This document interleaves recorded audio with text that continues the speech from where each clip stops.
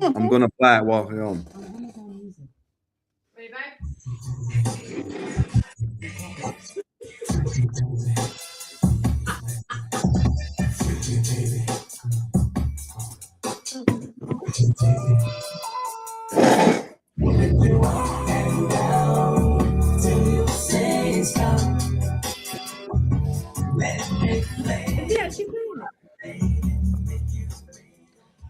Right, hello, welcome. Yeah. It's that time of the night. It is time for your IBB10. And by the sounds of it, we're all up for it tonight. We're all in a good mood. We're all happy. So let the introductions begin. Monty, we're going to start with you this week, mate. How are we and how was your weekend? Pretty miserable as normal. It seems every week I'm coming on here now with something of having gone wrong. Lost on Saturday. Arsenal then lost in the afternoon. My 18's lost today. Utter misery. YM tomorrow. So, Mon, do you need to sit down for your under 18s? Because that's twice now that they've lost. to be fair, many teams have lost more than twice in the season. So two in a week for you now, mate. It's not going well, is it? no, well, we won on Wednesday. All right. I do apologise. Mr. McCaffrey, how are we, sir? How are we doing? Well, thank you, mate. Been out doing Easter egg hunt today with the sister-in-laws or step-sister-in-laws. That was absolutely effing riveting. I know I'm on the old fat jabs. Everyone has to have a little bit of a mini eggs one going in there. Happy Easter to everyone out there. Yeah, happy Easter. Obviously, Good Friday was with 75% of you lot at the Beacon for Sussex versus Hastings United. So we're going a bit of that later. Obviously, some crazy stuff happened yesterday. And there's some huge games tomorrow. So, yeah, mate. But this list is list today. It's a big list. We've seen the list. It's a big one. Happy Easter. And we have got up in my top right-hand corner, Billy, the Poundland Glen Tamplin. How are we? I'm good, mate. I just saw that little thing come up. Vinicius Junior. Watched the show. Is that like? Yeah, do you know? Yeah, bloody hell! Look at that. Worldwide, international. Over 5,000 in unique listeners last week. By the way, I worked it out. 2,000. Wow. Incredible numbers last week. So how am I? Right. Well. Yeah, I'm all right. I'm all right. Look, it's been a good week. I've seen 6 games of football this week. Yeah. Keeping my eyes and ears everywhere, making sure I know players at all levels. Just never know when you're going to need it. We'll talk about Hastings in a bit, so I'll leave that for now. Went to Butlins. How was Butlins? We went to Butlins for the day, yeah, and I'll drag her to Wickshoreham after that. We'll talk about that later as well. But yeah, I spent 20 quid on one football penalty machine. 20 pounds. 20 quid.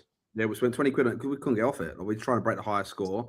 However, I did break the highest score. You got all of them, I saw. Yeah, the old keys, mate. The old piano. I got 90 keys. Highest score. So I'm number 1 at Butlins at the moment, bogging up for that. What else happened this week? Bit of a Scott Storch in you, mate. Piano man. Not red coat, mate, but a nice red mug. That's for sure. But no, yeah, it's been really good week. Lovely to see you both, Mike and Lee, on Friday. For me, it was nice to see how many people talk about the pod. Like everywhere I've been in the last week, there's a lot of love for the pod from chairman, from just supporters, from players. Not every player likes me. Someone said I was boring yesterday, which is quite nice. Shout out to you, my old mate. Thank you. But yeah, we get lots of love for what we do, and long may that continue. But it doesn't mean that we're not gonna, because we're getting nice messages, we're not gonna be harsh. We are going to be harsh, even more harsh to our friends than our foes, and we're going to speak from the hip. And a little disclaimer before we get going tonight, because I know I got irate last week talking about non-league day. Nothing we say is gospel. Nothing. Not Mike, not Lee, not Monty. It's all opinions. It's opinions, right? It's just opinions. We might not always be right. We have our own subjective take on everything, but at least we say what we think. If you don't like it, don't watch. And if you do like it, or you do watch. Banter, or watch. And if you want to banter it, banter it. If you want to call in, call in. If you want to text in, text in. Anonymous, whatever. Just get involved. Like, get involved. This is a pod that, with all due respect, will always welcome anyone's opinion. And also, we'll take a battering ourselves. So give it to us if you need to. If you want to say that we're shit, tell us we're shit. If you want to say we're wrong, tell us we're wrong. But you know what? Do it like we do it. With honesty, integrity, and with an opinion that we can most times back up. Exactly that. So we put out the list. It is a big list that we've got to go through this week. So, Mike, where are we starting? Well, first and foremost, I want people getting on that WhatsApp number there. I want you with questions, opinions, as Billy said as well. If you think we're talking shit, if you think we're out of line, if you think we're telling it how it is, we want to know. You control this show. We give you guidelines and then we let it run from there. So let's start with, I tell you what, let's start straight away at the top. Well, top of the county league. It's not really the top, but county league, yeah. The top of the county league. Top of the county. Let's go. Let's go from there, because Stanning Town, ever since they had a bit of a rocky stage at the beginning of the season, they come down with a big reputation, great club, done a lot of work last season for the infrastructure, looks great up there. Everyone was saying they're going to go straight up, probably as champions come back. Then they had a bit of a dip in form, but ever since then, Stenning have been relentless. Now, they've been competing, not only with your Guernseys, your Peacehavens, your YMs, but Haywards Heath went about 15, 16 on the bounce. Yeah. Won the league, right? They won the league. I nailed my shirt to the sail. I said no one could touch them. I went and put a charity bet with that guy there, £200, and I gave him points as well. I didn't need them. It didn't. Chucked them back at you. I didn't need them. Not at the moment. So I want to talk about Stenning. I want to talk about what's potentially happened at Haywards Heath, and I want to talk about how that's going to affect the playoff race moving forward. Yeah, for sure. Shout out Steph, shout out Ash Ridley, shout out Cam, Giles, everyone there. Guys, get involved. So, Monty, you played in this league. You're playing in this league. You played both teams. Yep. Give me a rundown of where you think the teams are at the moment and how we've got to this. Well, I mean, looking at it, the best team we've played this season was Stenning. They're the team that we found it hardest against. Yes, you look at the results and we go, we drew with Stenning once and lost. We've beaten Haywards Heath this season a number of times, and then Guernsey we lost both games as well. But Stenning, we played them away and we lost 4-1. We were the better team for the first 9 minutes of the game. Apart from that, the first 9 minutes, that was it. Apart from that, they battered us. Guernsey, away, that's irrelevant. That's gone. It's always a tricky place to go. However, when we played them yesterday, we were the better team. We had the better chances. We were quite unlucky not to get the result there. And then Haywards Heath, obviously, we beat them in the league. We beat them in a cup. I personally didn't think they were. When we played them in the league, they'd won 16 games in a row up to that point. And when we played them they were average, I thought, when we beat them, and that was on their big old winning run. They were bang average. So for me, the best team in the league, Stenning, and you see that only one team have beaten Stenning this season. Who was that? Guernsey. They've beaten them twice. Yeah. And actually, that game And that had game a goal that bounced off the wheel, and and the other one was about a yard onside. They got disallowed or something. Yeah. So if you look at it, they really only have lost one game this season, like fairly. So They won the last 9, lads. Exactly. Like, side that are like, someone said to me, "Oh, you know, like, will they lose?" Like, the reason I put balls are still is for a reason. When you're in a race like that against a big hit in Hayward Heath side, because they are a big hit in Hayward Heath side, there's no denying that. They've got a lot of quality, both starting 11 and on the bench. It's a big side, right? It's a real big side, physical, very good on the ball, bunch of winners in it. It's easy to be the underdog, and that's not knocking Stenning, because again, Stenning are probably showing that they are the best team in this league. The league don't lie; it doesn't lie. They've lost twice, and to one team, but they won the last 9. That's balls of steel to go in. No, actually, it won't. No, it won't. No, not a chance. It'll not be last day. It could be done tomorrow. Could be done. Like if Stenning win tomorrow and it's 9 points, it is done. Yeah, it is done and dusted, because they are showing that they genuinely have balls of steel. They've gone 9 games on the bounce. Right. Well, there you go. Cam, probably will be done properly by that weekend. But they're showing absolute character. Right. Even Saturday, they didn't roll over Bexhill early, did they? They had to fight. They had to fight for it. Yeah. But that's it. Like when you're fighting for a title, and I can only go from my experience, like championship winning wise, at Hastings. When we had to go to the well, it was those last minutes. It was those last 10 minutes of game sometimes where we had to go and get those 3 points. But we had to do it, and especially because we were 8th. I think we're 8th or 9th in November, and then we went on an unbelievable run. I think we won 14 or 13 in the bounce. And then pushed our way to the title and won the title by 10 points. Stenning have kind of not dropped that deep down in the league, but they've always been, it's Hayward Heath. It's all season. Hayward Heath. They're going to win the FA Vars. They're favourites to win the FA Vars. They're favourites to win the league. They could end up with nothing. Yeah. Nothing. And I don't know if they're in some of the smaller cups. You are against Worthing United. Still could end up with nothing, right? Who knows, right? So I look at it like this and go, Stenning have gone about their business. They probably, luckily for them, they've been able to do it quietly, like with all due respect. Hayward Heath, with that big old documentary thing that came out, which again was fucking brilliant.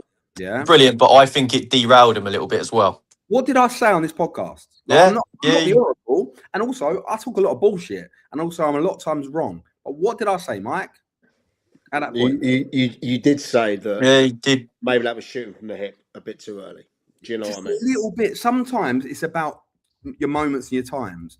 What do you think that done for two things? Teams playing against them, yeah. Like, cause it was it felt like a redemption story, that documentary. But the story went over. The story's still not over. Steve Isherwood will get his Hayward Heath team, whether it's this season or next season. At some point, they will be back in Isthmian League football, and they deserve it.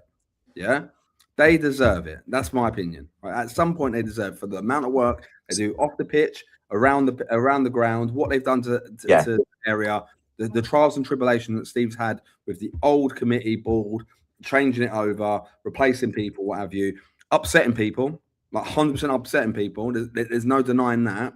But he's done what he's done, and his wife does an amazing job as well. They've done what they've done, and they've rejuvenated Hayward Heath, yeah? And I'm not saying they're the only two people. There's lots of people that are involved. But that redemption story was told, in my opinion, way too early, because they had a playoff blowout, and it felt like they were going, yeah, well, we fucked up last year. Everyone was telling me I've sacked Naz, brought Kevin, and disaster. But look at us now. Well, look at you now. Like, if this was Jason Cunning and Jamie O'Hara, we would be hammering it right now on them, yeah? Mask would be either Kev Green mask on, asking who, if anyone's seen anyone at Hanbury Park, I'll be going crazy, right? But we're not. That's not us. Yeah, we're not that good. So we do what we do. But like when you look at it, you've got to ask the question of like, why has it ended up? They lost to Lancing, and they've lost to Little Common. And no just disrespect to Lancing or Little Common. You've played against both sides. They're teams they should be beating. Little Common are all right, but they're not like. And this is Little Common are a side that I've got a lot of respect for, right? And a local side. I'm gonna probably go and watch them tomorrow morning before the Hastings game in the Big Bexhill Derby, by the way. Big Bexhill Derby. But they shouldn't be beating Hayward team for 10 men. Shouldn't be out. So well, let's also look at their players at the moment, right? Yeah, go on. You can't go anywhere without mentioning Stan Bridgen. 35 goals he's got. It's incredible. In 46 appearances this season. The fridge. He scored yesterday as well. Let's not ignore Dion Jarvis as well, 30 and 40. Dion Jarvis. And then you got Alex Brewster. He's popped up with 17 in 24. Harry Heath. I was about to say Harry Heath. He's got 13 in 36. There's goals everywhere in that team. There really is. Did I think that they would come up short against Hayward Heath? And of course, it's not a done deal yet. Look, It's a 10-1 on favourite, you'd probably say, because tomorrow, Hayward Heath have to go for the win. There's no doubt about it, If there's no plan for draws, there's no we'll keep it cagey for 80 minutes. They have to win. They've got to go for it, I reckon it's going to be a tasty game. I reckon. Oh yeah. I could see a sending off in that game. Could go the other way. You can see a bit of crowd trouble as well. Guarantee it. The fans are going to roll each other up. Something rotten. I hope not. I hope not. But I hope not. I hope not. Let's not predict that, because I'll tell you what, the one thing that we don't need in Sussex football is the scenes that we saw a couple of years ago when Wick got promoted from Div 1 at Seaford, right? We don't need idiotic people fighting in the crowds over a fucking football match. It's pathetic. Yeah, exactly. And we'll talk about that later as well. There's two fantastic teams there. That's the last thing. It's a great game of football, isn't it? Surely. Yeah, unbelievable. But it's going to be a red hot crowd. There's going to be, I reckon, 800-900 in there tomorrow. Easy. Yeah, Easy. I do. Bank holiday Monday, 11 o'clock kickoff. I mean, look, it's had a bit of the sting taken out of it with what happened yesterday. Because let's be honest, no one thought they would lose to Lancing. No one. Shout out to Dale Hurley. Shout out to all the lads that played for Lancing there. Shout out to Archie McGonigal, by the way, who scored the rocket in that game. Yes, he did. Yeah, shout out Archie. Back to Lancing this year, played for me for Lancing last year and for Upfield, and got so much shit for posting pictures of him playing in a Lancing kit last year on Twitter. He was getting hammered by people. And do you know what? Again, that's bullshit as well. But like, it's gone in, scored a couple of good goals for him. He's supposedly doing well. And good shout out to him. Big win. Yeah, and then obviously, look, better than most of us, Bill. You're closest to that way. Going down to the Eldridge family den at Little Common. That's never going to be easy. And Little Common had a man sent off, didn't they? As well. Yeah. For the 10 men. Yeah, Russell Eldridge got sent off. Was it Russ himself? Was it? Yeah. But Kenny Pogue was playing centre half. Obviously I had people there, and Kenny obviously built his career being a striker. King Kenny at Hastings, and a few other county league clubs as well. We looked at him as a centre half about 3 or 4 years ago as well, actually, because he's come to the back end of his career. And I suppose he won every header, he won everything at centre half yesterday. And I've got a lot of time for Kem. And obviously, Hastings club legend Sammy Adams was rested for the game, I'm going to say, for the big Bexhill derby on Monday. He started on the bench, but it was his ball into the box that was flicked into the back of the net goal. So, like, you know, it's Little Common have got very experienced players down there, but they're also really short players. They're not a big squad. They've not got luxuries of loads of money spent on players. They've probably got one of the smallest budgets, I would imagine, in the league. But they pulled off the upset. You know, They really did. And it would have been considered they've been buzzing. But my sources say that Haywards Heath players were done. Game done. What, as in? Do you think? Heads not in it. Soul destroyed by it, like done. Now I'm hoping I'm wrong. Hoping I'm wrong. So I kind of want Haywards Heath to win on Monday, even though our bet will be tighter. But because I don't want that 6 points, Mike. Whoever wins it wins it. Because otherwise I've won the bet, really, and let's be honest. Well, yeah. To be fair, but don't, you know, for the neutral, what happens tomorrow if Haywards Heath go and blow them away 3-0? Opens it up again, doesn't it? Yeah, but it's 3 points, and Stenning have got to play Eastbourne United at home, which could be a toughie. Also got to play Peacehaven at home, another toughie. That's very tough. And then they've got to go Seaford Town away, which look, they should beat Seaford Town with all due respect. But we all know Crouch ain't a nice place to go. The horrific pitch. You might slide in dog shit. It's just not the greatest place to go. Winning there's not for everyone, you know, and it could be the place that if Haywards Heath win tomorrow, let's just say, it could be the place that nicks it for them if Haywards Heath go off and win the last 3 games. So it's not over and over and over and done. But Stenning, like I said about Hastings at Sussex, all Stenning they've got to do is go there and not lose. So what does Hammy and Hollis do tomorrow? Play the game they've been playing. Surely. Right. You lads are setting it up tomorrow. Yeah. You've got this lead. Yeah. You want to go back up. Everything's in place. You're playing against your biggest rivals away. There's going to be a big crowd. Yeah. How are you setting it up, and how are you approaching the game? Well, look, you got to look at like Stenning's strengths. Stenning's strengths are like obviously they're big hitter goal scorers, right? So, but so are Haywards Heath. We talk about the big goal scorers for Stenning. It's just not been as spread around as it has been for. The top 3 have all scored over 100 goals there. You can see. Yeah, they That's have. insane. But you have to look at if you look at Haywards Heath goal scorers. There's 4 in the top who have scored more than only 4 people have scored more than 10 goals. Does that shows you how spread out it's been? But it also shows you there's been a bit of a player kind of turnover with lots of players coming in. Yeah. But then does that say how good Bridgman and Dion Jarvis have been this year? No, I just think Stenning have been really consistent as a club this year. They've not over-egged it. They've not brought loads and loads of players in. They trinkled a little one in here, a little one there. They've not. If you look at this, I think if you probably look at their team at the start of the season and their team Saturday, I can't imagine it being much different. Like I know Ryan Worrell's there now and a couple of others, but it can't be that much different. It'd be quite interesting to know that actually.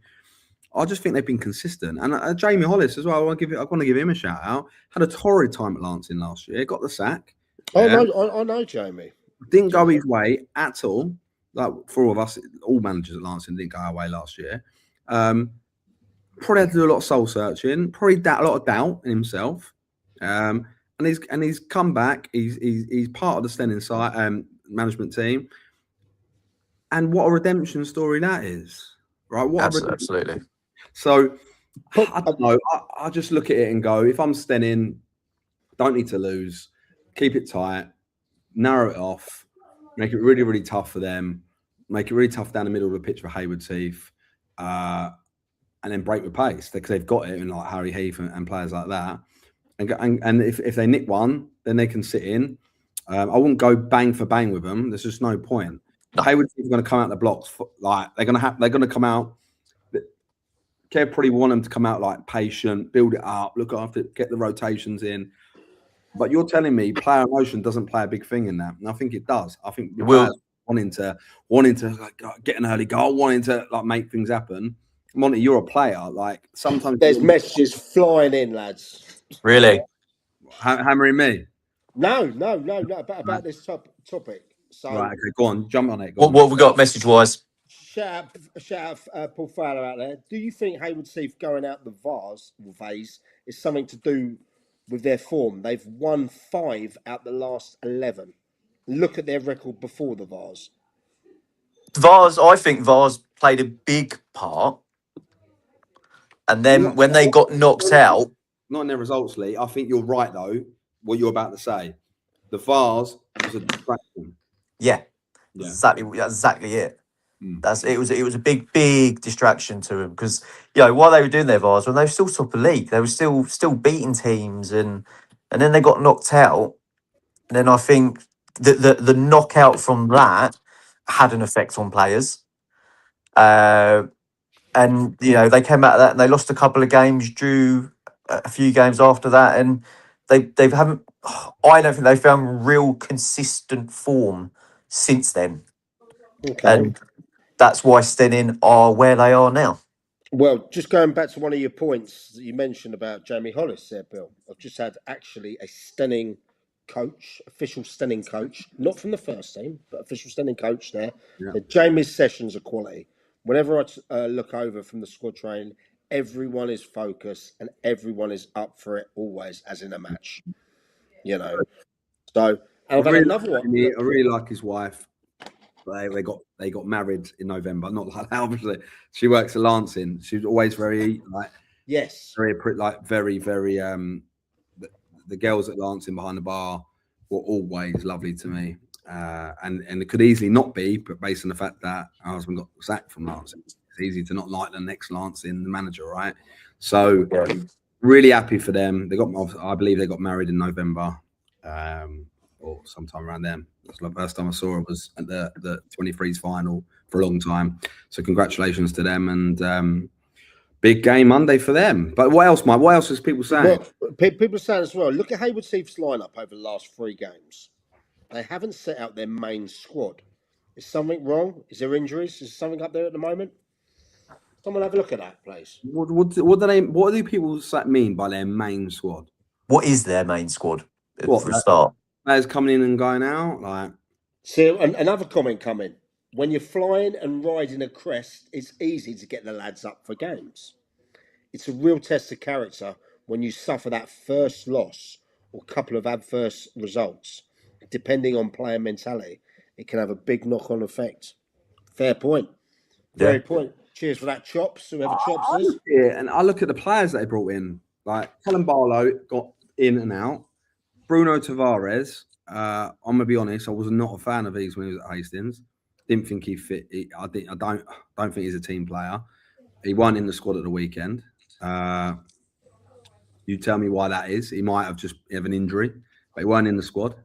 I believe he was at Lancing. He came off the bench after 31 minutes for Tom Chalet. So what's going on there? But yeah, like you say, Cam Lawson started against Lancing, was on the bench. Lloyd Francis has been on the bench the last few games. Yeah, cheers for that, Nigel. I was about to ask about Barnsley because I saw him at the semi-final game. Where you were playing in Monty, the Rothwell game. He played. He started on the weekend. He started the weekend. Yeah, he started the weekend.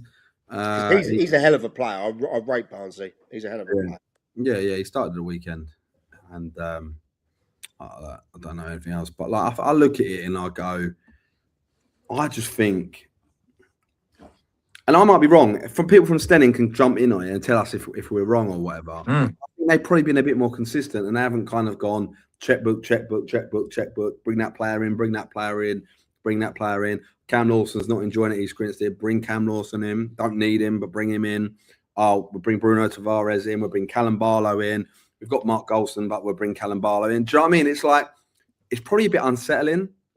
And the manager will say, well, injuries, competition for places. But I don't think massive squads normally win things. Like you don't, if you have like a squad of 24, 25 lads or whatever it is, you're upsetting people all the time. How many people have been left out of the Hayward Heath squad and think, fuck am I doing here? It's step 5 football. I'm on £400 a week or whatever, but I'm not in the squad, so I'm not getting paid. Why am I here? Didn't Hayward Heath at one point have 4 or 5 strikers on their books at once? And I think you've got to have options. You have, but also you've got to remember is you've got those options. But if you've got too many players that are just sitting there going, "Well, am I going to get a game or am I not?" It's gonna disrupt. What do strikers need? 2 things, right? Confidence and goals, ego. Yeah. So if you're not playing, what do players, especially at this level, what do players do at this level normally? Sulk, right? And then they normally leave. Yeah. Callum Barlow left and went to a team league above because he weren't playing at Hayward Heath. So I don't know. I just think I look at it and I go, no disrespect to Kev, no disrespect to Hayward Heath, because I would like them to get in the Isthmian League. I really, really would. And I think they will. And I think they probably, even if they blow the league, they've still got to be, even if people go, well, you know, their arts are going to be out of it, they're gonna struggle in the playoffs, I still probably would back them. If someone asked me to put money on the top 4, and Charles, you'll message in a minute, have a go at me for saying it, but I probably would back Hayward Heath, right? Because they, pound for pound, in a one-off game, they've got the best players.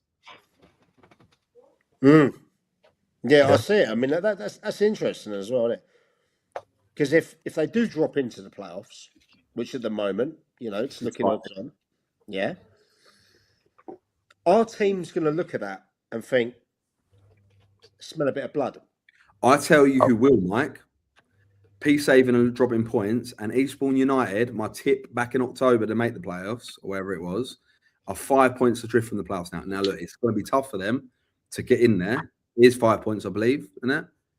Yeah. And we have had, by the way, gents, we have had first team standing coaches listening to this as well that have, just said crack on. It's good. Another game. So with regards to shout out low. Yeah, I want to talk about it because someone mentioned that to me today, and I agree, but I also think when Hayward Heath have dropped off, it's been when they've dropped out the top 2 because then they play more games than them. So just going back to the playoff point, if Eastbourne United sneak in, on a wave of momentum, and as nasty as we know an Anthony Story team will be, as gritty as we know an Anthony Story team will be, I'll rate him as a coach, mate. Yeah, I do too. Yeah, I think look, he also has his own academy All Stars in Eastbourne. Oh, is it? And they produce some fantastic players. He does a great job with that. I think that may, and I'm speaking off the cuff here, probably affects him sometimes getting jobs in the Isthmian League because of the fact he has his academy. Interest, right? Maybe a conflict. So if they nick in, which I kind of think they might, then it would tee up second versus 5th, which would be Hayward Heath, Eastbourne United. What happened last year? Eastbourne United beat Hayward Heath in the semi-final. I'm not saying that's a definite. Peacehaven have got. Look, if you look at a probability stat, Peacehaven are probably like 90% likely to make the playoffs, and Eastbourne United are probably 4 or 5% because of the gap. So on that basis, if you look at it on that basis, I think the likelihood is Eastbourne United won't make it. But if they do and they play Hayward Heath, by God, that is some game for Kev Green to get his boys up for. Because I'm telling you, Eastbourne United will be sharp for that. All right, then. Before we move on, then, boys. And also, someone's just mentioned, what about Guernsey taking second? Don't think it will. No, I think they'd be where it is.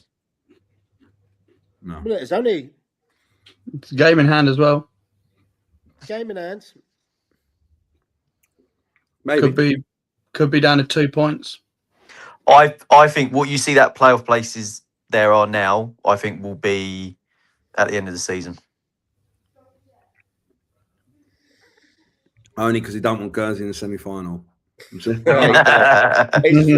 wouldn't mind going out there, though. Right, let's put your colours, put your money on the table, lads.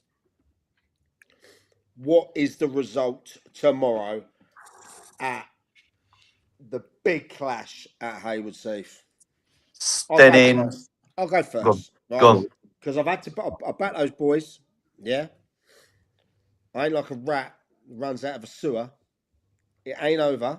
Yeah. Lot of love for Stenning. Wonderful side. But I laid my cards down early. I'm going 2-1 Haywards Heath. Because they have to. Otherwise, could you imagine Stenning celebrating a win? 9 points is done. To me, it would be. 3 games to go. 9 points. Fuck up for that. Bill, are you going? I think it'll be a 4-3 game. I think it's going to be a 7-goal thriller. Like the old Liverpool-Newcastle games. Remember that? I do. Collymore. I think it's going to be a 4-3 game. I would like to say Stenning because it's my bet. And I think Stenning will win the league. But I think Haywards Heath are winning 4-3 tomorrow. And don't help my bet, but that's what I think. Monty? Anyone in the comments, get it in there. Well, my gut was it was going to be a draw, but I thought, no, that's boring. I'm sick of being boring. Be boring. You're Monty. So my gut is 2-2. But when you think about it, I think it'll be 2-1 Stenning. Late on, Heath will be pushing for a goal, and then Stenning will nick another one, win 3-1 Stenning. Okay. Right. Go on. Before you go on after that, yeah. Well, I'm going Stenning 3-1. Stop copying me. Cool. I had it before I asked you. 2 Stennings and 2 Haywards Heaths. And I still think, like I said, Stenning's still going to win it by 6 points. Yeah, I must already start to apologising about that as well. But we'll talk about that. And then just one for the bet builder. Yep. Oh, that's controversial, City. Oh, City, come on. Wait, if you're Stenning, you take that now. Oh, God, yeah. You take 0-0 right now.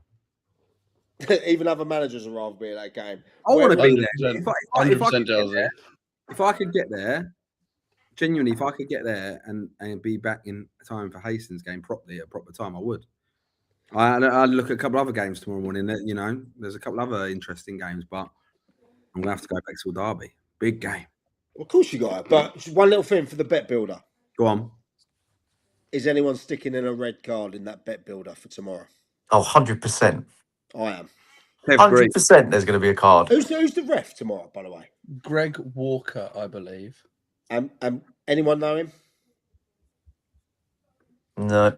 Greg Walker. Oh, yeah, I do know. Oh, yeah, I know Greg. Is he? Hold on. Is he experienced? Yeah, I know Greg. He's he does the Isthmian League line a lot. Hold on, let me just double check it's the right person before I absolutely slate him. Oh, that's a controversial one. I think I like Greg. Red card. I like Greg. I think I like Greg. But I'll tell you what's great though, right? It's great. Let's just forget about that. What's great is we can talk about a game. He's the same referee who did the reverse fixture. Oh, okay. But I'll tell you, what I find good is that we're talking about a game in the SCFL Prem with exposure, like it's a game that everyone wants to go and watch, like it's a game that we want to watch on telly. Do you know what I mean? Yeah, exactly. How good is that for the league?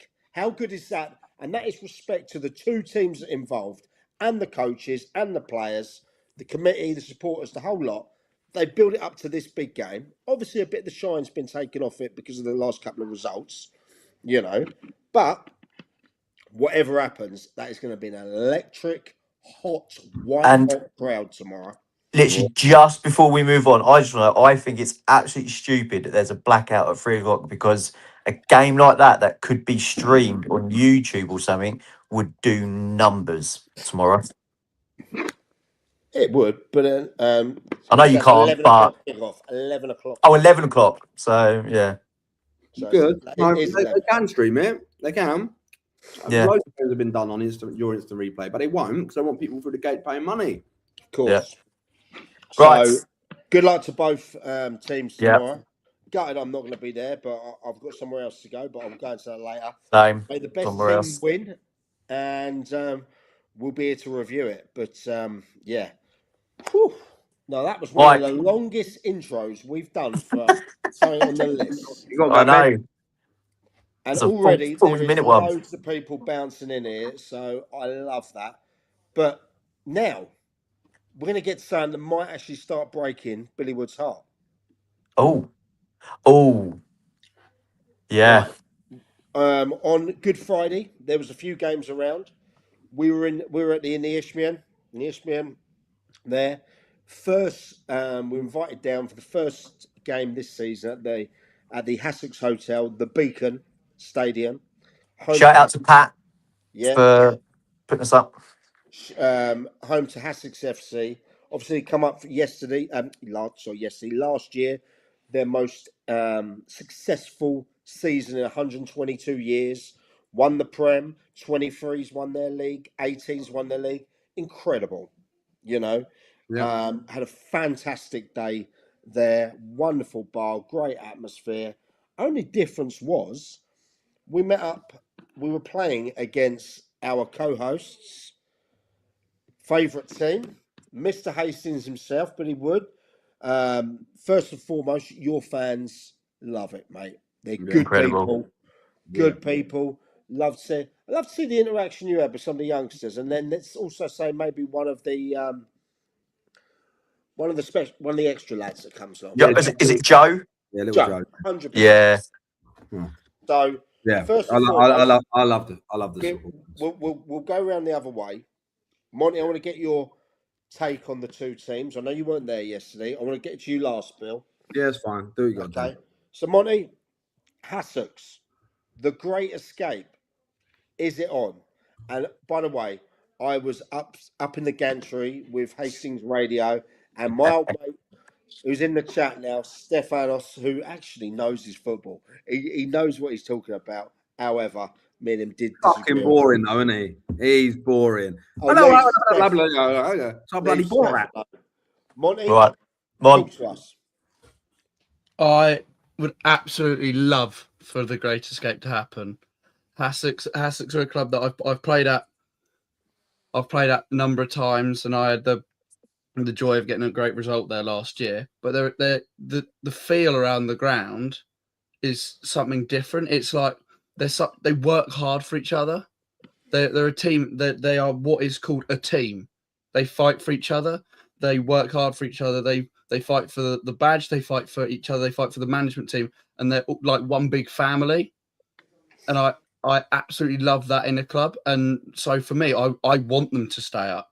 Yes, Because they worked so hard last year to get the results they did last year, to get themselves into that league. I think they deserve, and the results they've had this season, beating Hastings, beating other teams that I can't remember results off the top of my head, but they've had some great results this season. For me, I'd love them to stay up. Obviously, Hastings, I've never actually seen Hastings first team play. I listened along to Mike on the radio on Friday. I was tuning in.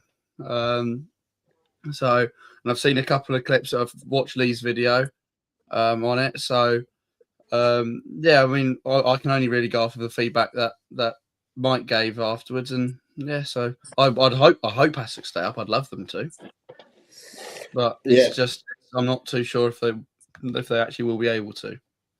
Right, I'll jump in before you do, Lee, and I'll say my bit because obviously I've got to see it from the gantry, and that first and foremost, Hastings had a glorious opportunity. Jordan Mace, I believe, 2-3 minutes in, went through on the keeper.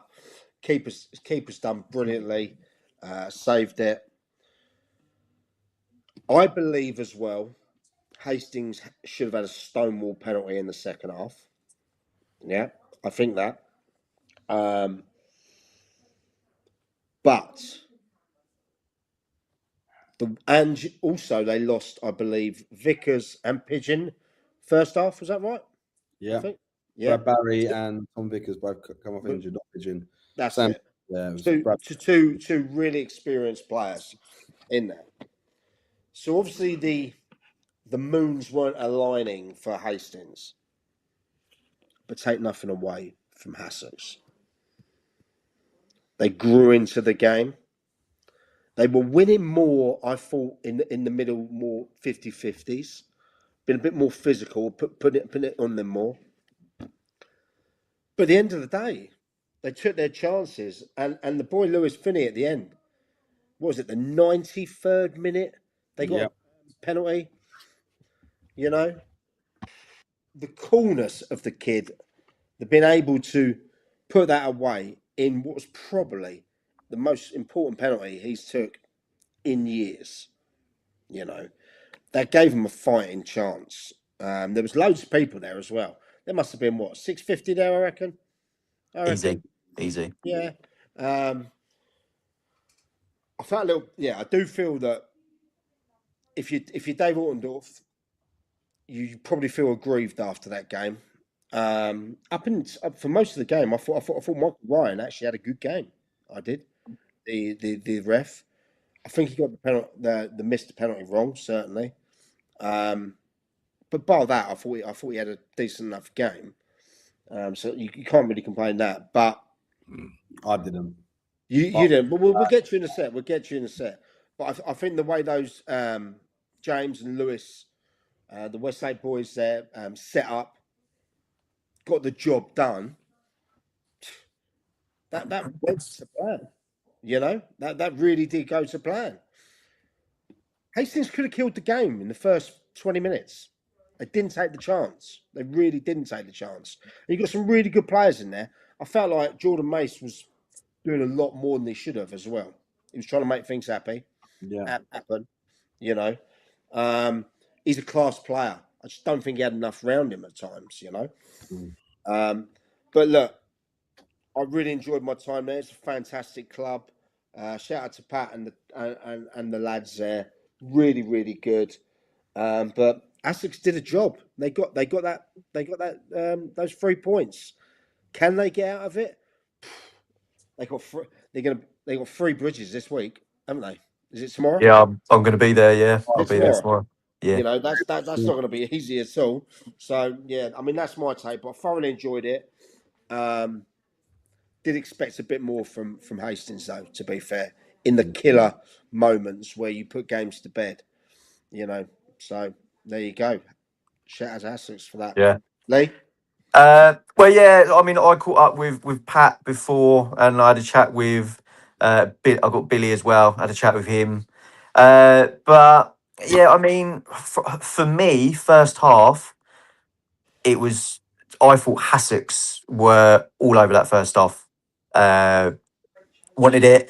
I would say their first goal was a bit of a freak goal. You know, it came off the bar, and then the player was just there, ready to tap it in. You know, you couldn't expect it the way that was going to happen. But then second half, I thought Hastings were all over Hassocks. And like Mike said, it was that penalty at the end, obviously, that won it for him. But yeah, I got to say, I thought Hassocks first and Hastings came out the better side second half.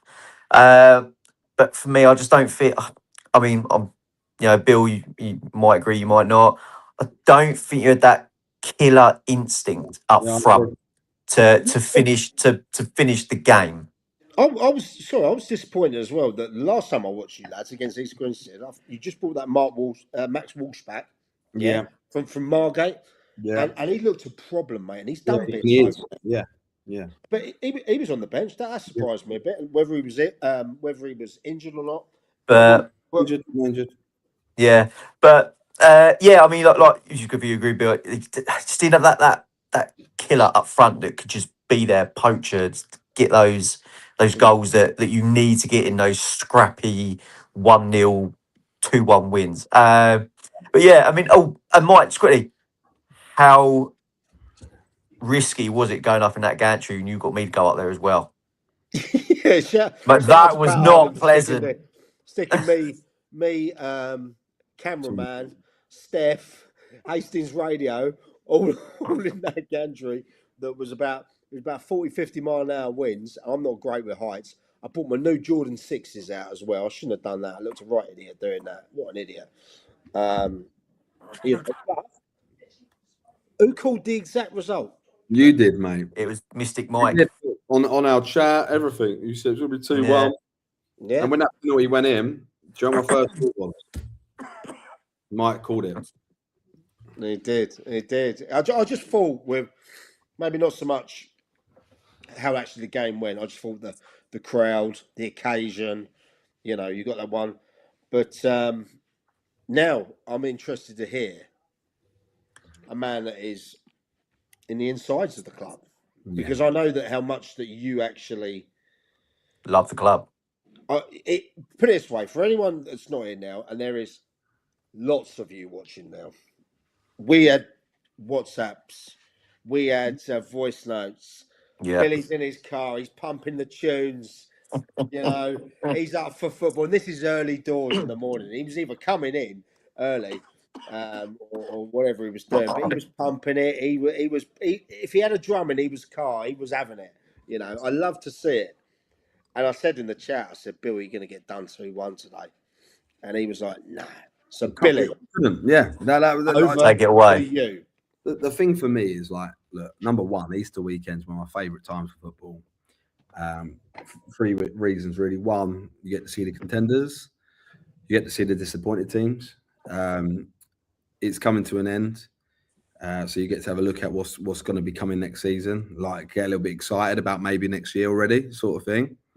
But for Hastings, we can't do that at the moment because we're not over the line. Did I expect us to lose to Sussex? With all due respect to Sussex, no. And that wasn't me belittling Sussex. Me and Pat had a good catch up beforehand.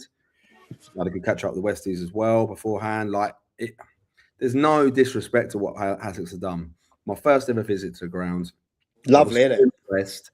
I was so impressed how clean it was, how tidy it was, how well looked after it is. It's really impressed, and also really impressed by the mentality and attitude of the place. Like, really impressed by it. Like Pat said, they've probably gone up 1 year too early based on their plan.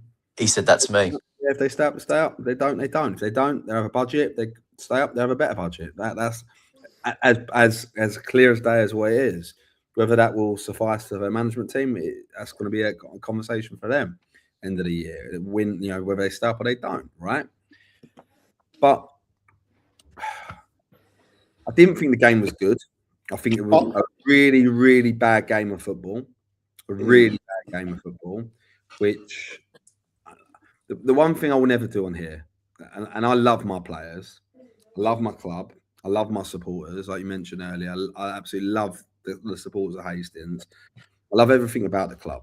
I really, really do. The only reason I left was my reasons, and I went out and I learned a lot, and it was great for me. And I am back now for the foreseeable. In case things change in football, we all know that. I'm not going to pretend, but I'm here. I'm at the club.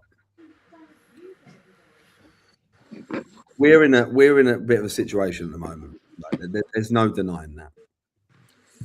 The game, 14 corners to 1 or 15 corners to 1, I think it was. Chances we had, like, I don't believe in XG. I just don't. Like, I don't believe in shots on target. I said it on a comment. I don't believe in all those things. What I believe in is what the result is. The result's the result. We can sit there and say that we're, you know, the best team didn't win. And on paper, we might say that about that game. But not because Sussex didn't put up a fight, or not because Hastings were unbelievable. I actually think the referee, and I hate this because I've spent weeks upon weeks backing referees. I think the referee should have not been appointed for that game. Why? And the referee was general manager at another Isthmian League club, Sussex Isthmian League club, that doesn't have good relations with Hastings United Football Club. And I'm not accusing him of anything, All right, well, you're gonna have to, because this is news to me as well, Bill. Yeah, I'm not gonna go in and batter him because it's not fair. But I'm telling you this for a fact. He didn't give a penalty. That was Stonewall. Keeper didn't get nowhere near it. Took Jordan Mace down the box. Didn't get nowhere near it. Right? Nowhere near.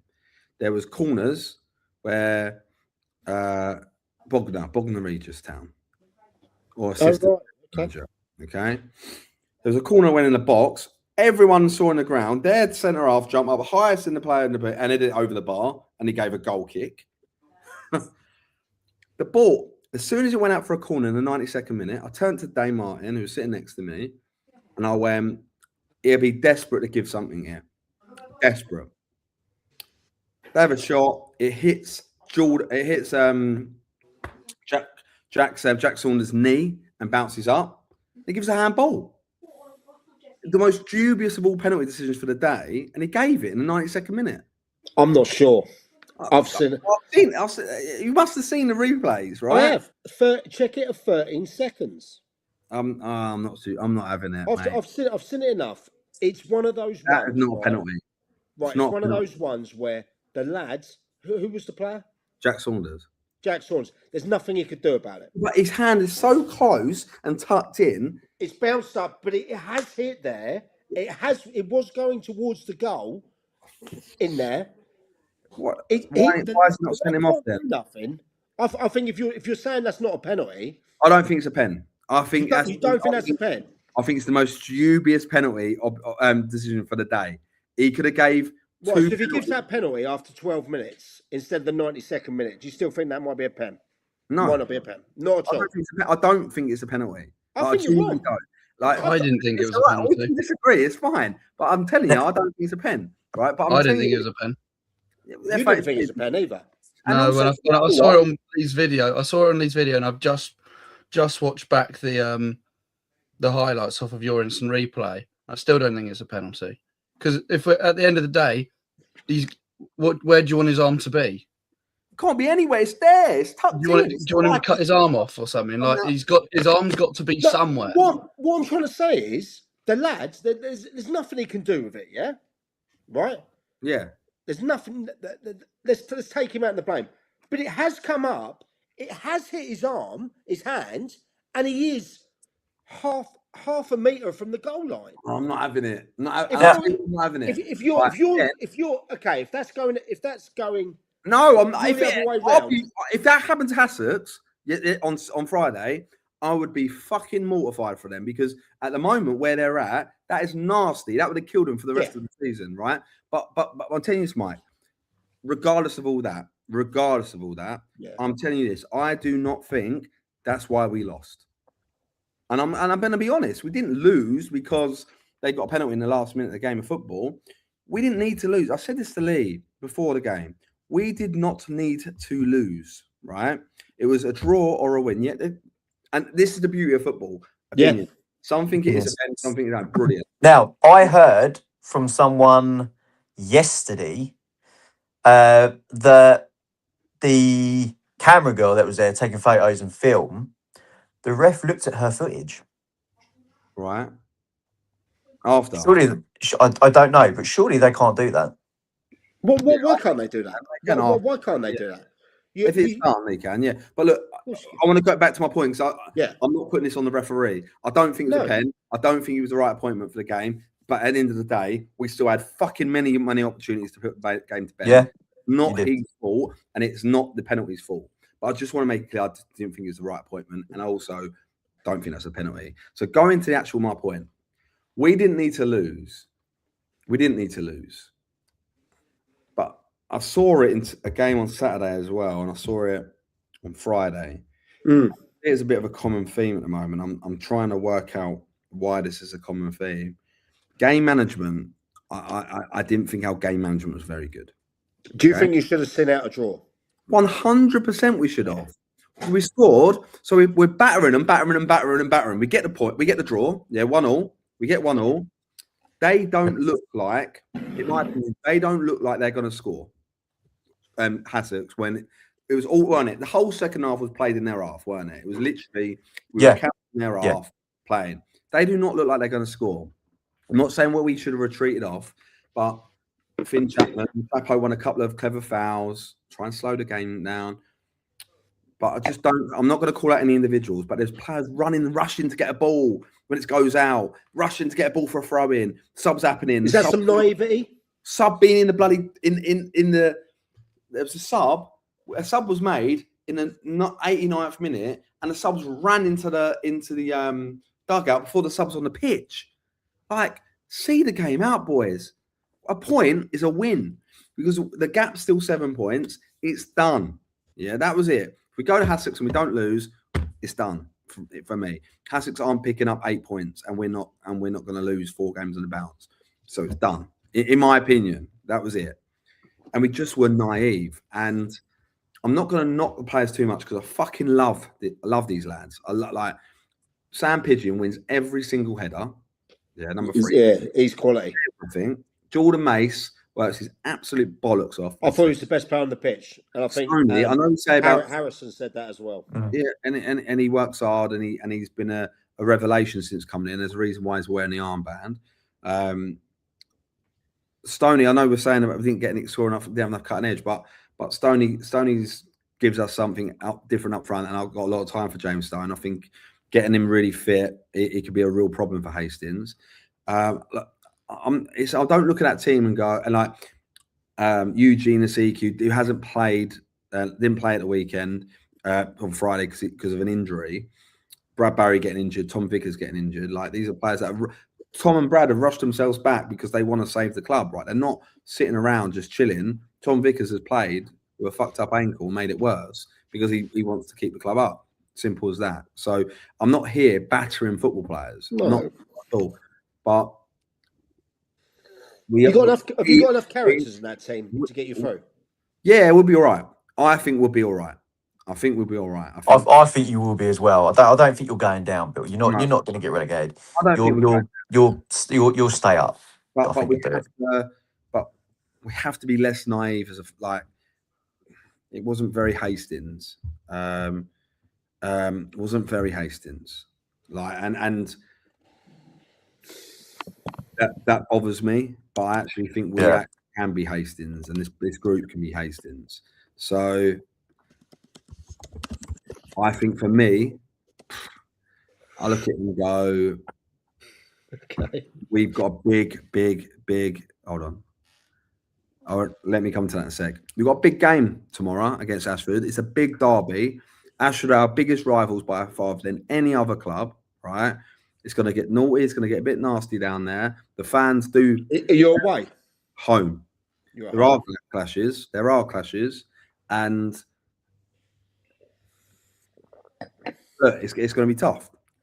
Right, I want to go back to that comment, and I'm not going to go yes or no because it's not a comment. Yeah, there's one thing before I put this comment up. Yeah, let's have a bit of respect for the people that are actually there. Yeah, I know the show's about asking questions that are a bit off the cuff. But you still got to be respectful of the people that are you know what I mean? at the clubs. Yeah, but look, I'm not going to sit here and not be me and pretend and not say stuff, right? Okay. It's not going to be me. Like, whether I'm CEO, fucking Kitman, or whatever, I'm going to say what I'll say. Was you keep Dave next season if you stay up? End of the day, let's pull it up. And this is going to be honest, right? And this is without giving a yes or no answer, right? But I think facts have to speak for themselves. The win rate of our last 4 managers of football club, Dave and Altendorf, is by far, I think, 15% higher than the last 5 managers of football club, right? And who were they, by the way? The last few? Danny Moore, Danny Sell, Dean White caretakered for a couple of games, Lee Carey, and then Dave Altendorf. That's obviously before Aggie. Well, look. And how many seasons is that over, Bill? That's over 2 seasons, mate. This and last. I mean, isn't there a problem there? What's that? Is there a problem? Absolutely is a problem. There's no consistency. There's no, and the supporters get annoyed with it. Like, again, I said it on Lee's thing. Like, I'm not passing the buck but I've not been here, so I've not overseen that. For me, consistency is key. I think Dave has with the games he's had, he's like, I think if you look at like I can't remember how many games. I think I wrote it down somewhere. Yeah, he's had 25 games, 10 wins, 3 draws, 12 losses. Not before him, 19 games with Lee Carey as manager, 4 wins, 3 draws, and 12 losses. So right? there's a big improvement. Massive. Yeah, like so look, and he was gutted after the game. I saw it. Yeah, but Dave also knows the club doesn't have an ambition to finish 17th or 16th or 15th or 14th or 13th or 12th or 11th or 10th or 9th or 8th. That's not a Hastings United ambition, right? So whoever's in the hot seat for Hastings United, yeah, like obviously none taken, absolutely none taken. But whoever's in the hot seat for Hastings United, whoever it is, if it's you, Mike, whether it's you, Lee, whether it's you, Monty, whether it's me, whether it's fucking Gary Elphick, Chris Agata, David Altendorf, whomever, right? Fact of the matter is, for me, the Hastings United ambition, if met, by the way, it's easy me saying it's the Hastings United ambition because maybe sometimes I take it on my chin a little bit and go, I am like maybe I kind of put myself as the voice of Hastings United, but the truth of the matter is, right this second, I don't have full say on nothing, right? Nothing. I oversee football and I work closely with Ben and Dean White on that. That's it. And I do the women's team, which also I ain't won a game this month and I've been nominated for manager of the month, which is fucking good. How's that happen? Yeah, we won't talk about that. If it was me running my Hastings United, Mike, running my Hastings United, it's as simple as this for me, right? Like as simple as this for me. I look at it like this.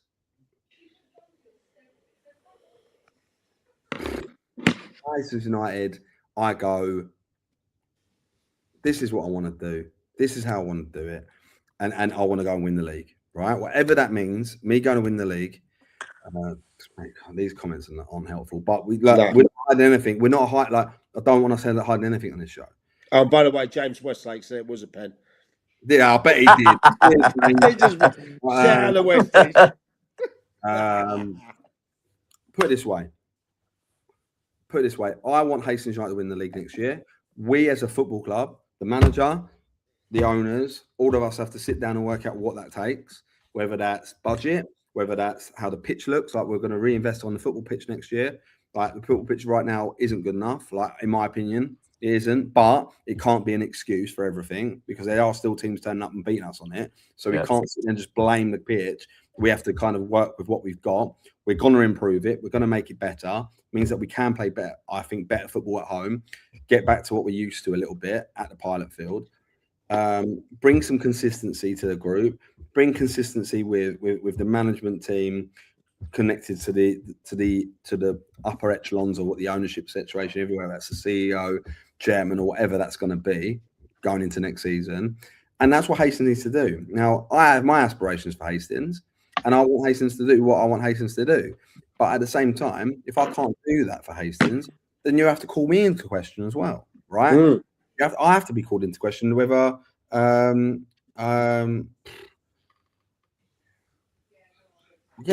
it's right for me. By the way, Mike, that thing you just sent me is actually no, it's fine. It's bollocks. It's not true, so it's bollocks. He's a friend of mine, but it's bollocks.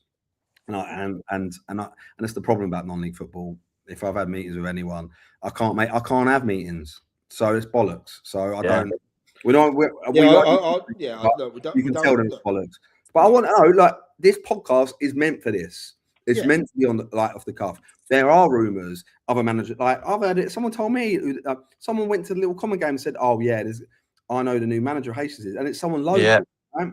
And there's someone else. Like it's fucking shit. Like right now, all that we're focused on right now is not getting relegated. Yeah. Then it's about working out what our values are on and off the pitch as a club. Have we been good enough off the pitch to support the manager on the pitch?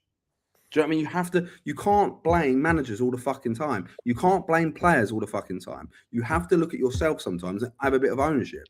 Hastings United Football Club, now, because I am there, we have to take ownership that the fact that the football club Yeah. What's the full package? Well, me. Hastings United Football Club has to take ownership of Hastings United Football Club situation. Hastings United Football Club had Danny Bloor as a manager, credible National League manager, National League South manager, didn't work.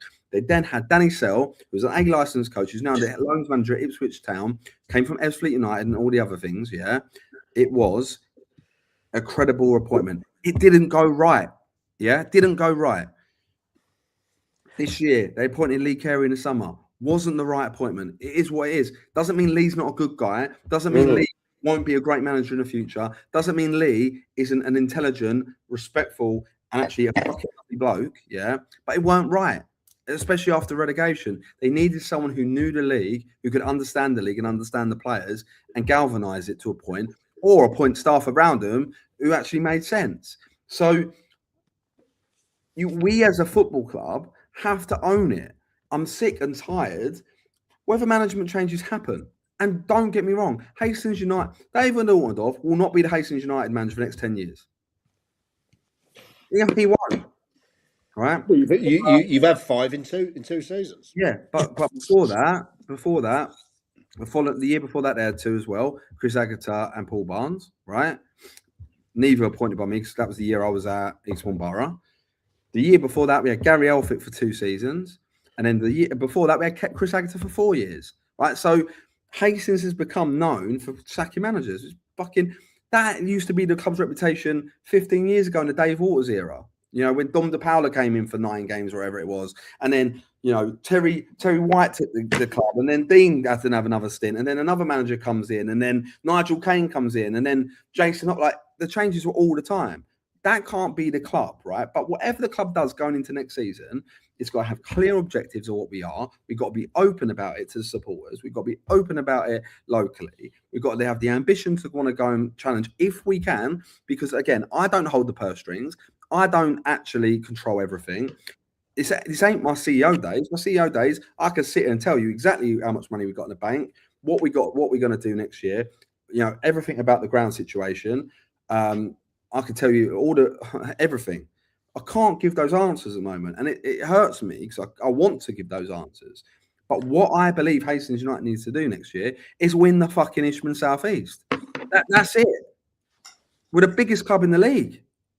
Yeah, but you are in that. I don't give a fuck about your Favershams. I don't care if Stenning come up. I don't care if Whitstable come up. I don't care about who's going to come down from the Prem. I don't actually think. I don't care about Ashford. I don't care about any of them. Right? Hastings United is the biggest club in that league. Right? Is the biggest club in that league by far. Right? So for me, we have to own that and believe in that because I'll tell you what. Yeah, we do. Of course we do. We can't afford that player though, but of course we do. All right. So I get annoyed because I look at it and I go, do you know how annoyed I get when people tell me how to shit? I'm really annoyed about it. I get annoyed because we're restricted on facilities. Like people understand, we have got not one 3G pitch in Hastings as a town. Imagine our poor academy. Yeah, imagine our poor academy that has all these teams, and we're having to and Charmaine Ridges, who has our club secretary, is doing an unbelievable job securing places for us to play. Right, absolutely securing places for the academy to play. But for me, my guy Stu, I'll tell you, one day we will work together. But look, I look at it and go, I don't know. I can say this because I'm not in control. The owners will get annoyed at me at times when I speak, but I'm the loudest man in the room about this football club and always will be. There's a few people messaging saying they feel for you here, Bill, being put in this position. It's hard. It's a football club I left and experienced good and bad things. Like I've got a lot of love for Eastbourne Borough, the women's side of things, what we did there. I've got a lot of love. I want to talk a bit about Eastbourne Borough in a minute. Yeah, I've got a lot of love for Eastbourne Upfield, a hell of a lot of love for Upfield. And I was even talking to someone about that today, actually, how like enjoyable that was. And what I believe it takes to get out of step 6, because I actually think it's a harder league, and we'll talk about that with the relegation stuff in step 5 later. And then when you sit on it, obviously Lancing, we talk about it a lot as a joke, but like I took my biggest lessons at Lancing, my biggest by far, because it not humbled me. It made me a better person, if I'm brutally honest about that stint.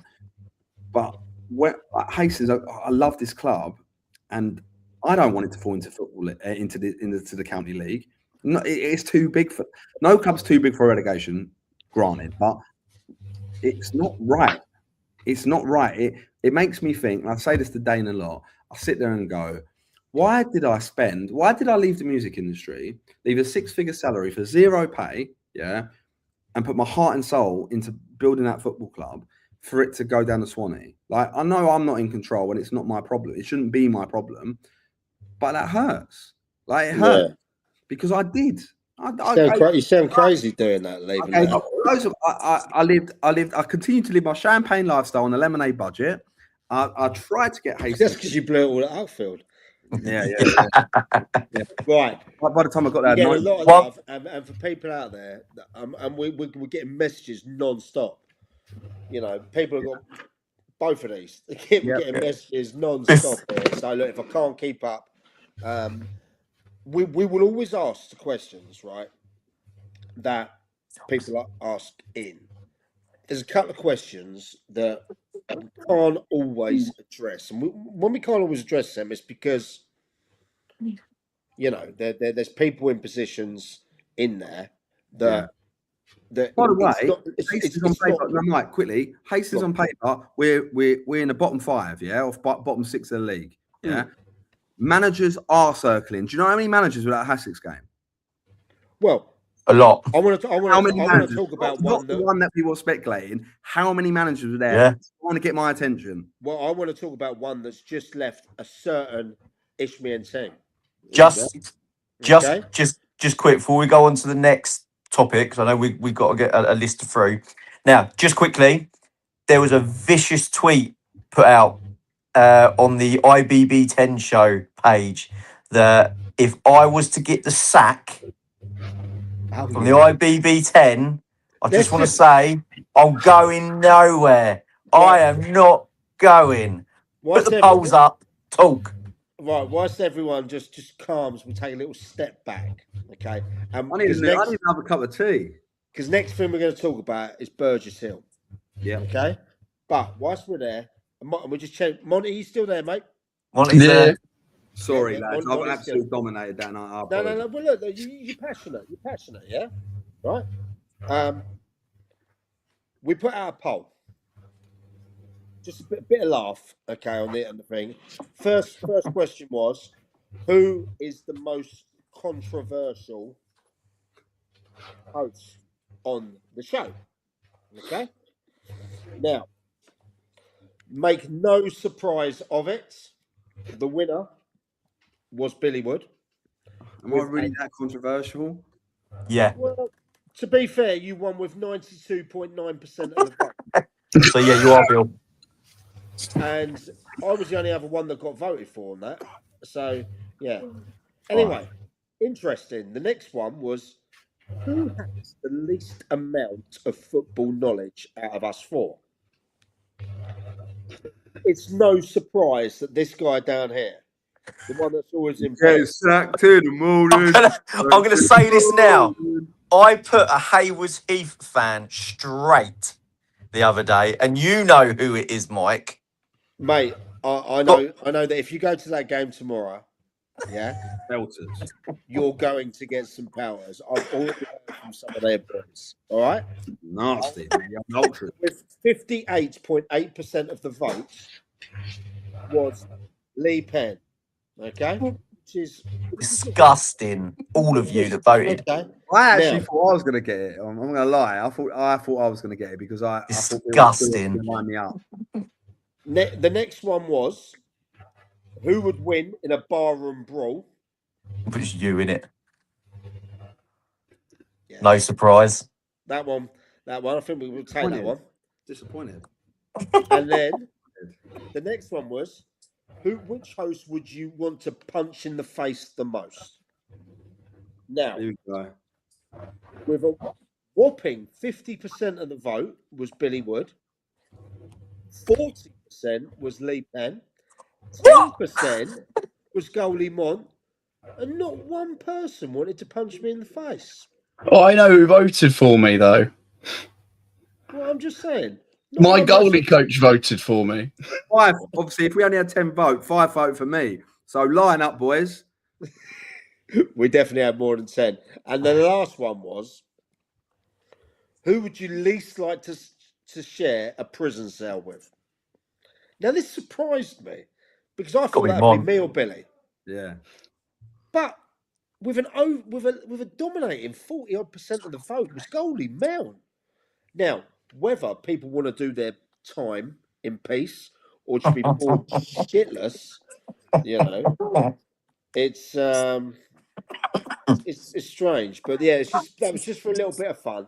I'm disappointed that I didn't get any votes for Bar and Brawl because I've put a lot of time into my I would do you, mate. I would do you in a brawl. You probably would do me, but He'd be like Tyson biting your ear off. no, it's like it'd be like when You're a David little Attenborough man, really, was aren't dying. you? Even my missus said, she was surprised how small you were when she saw you. Oh, cheers.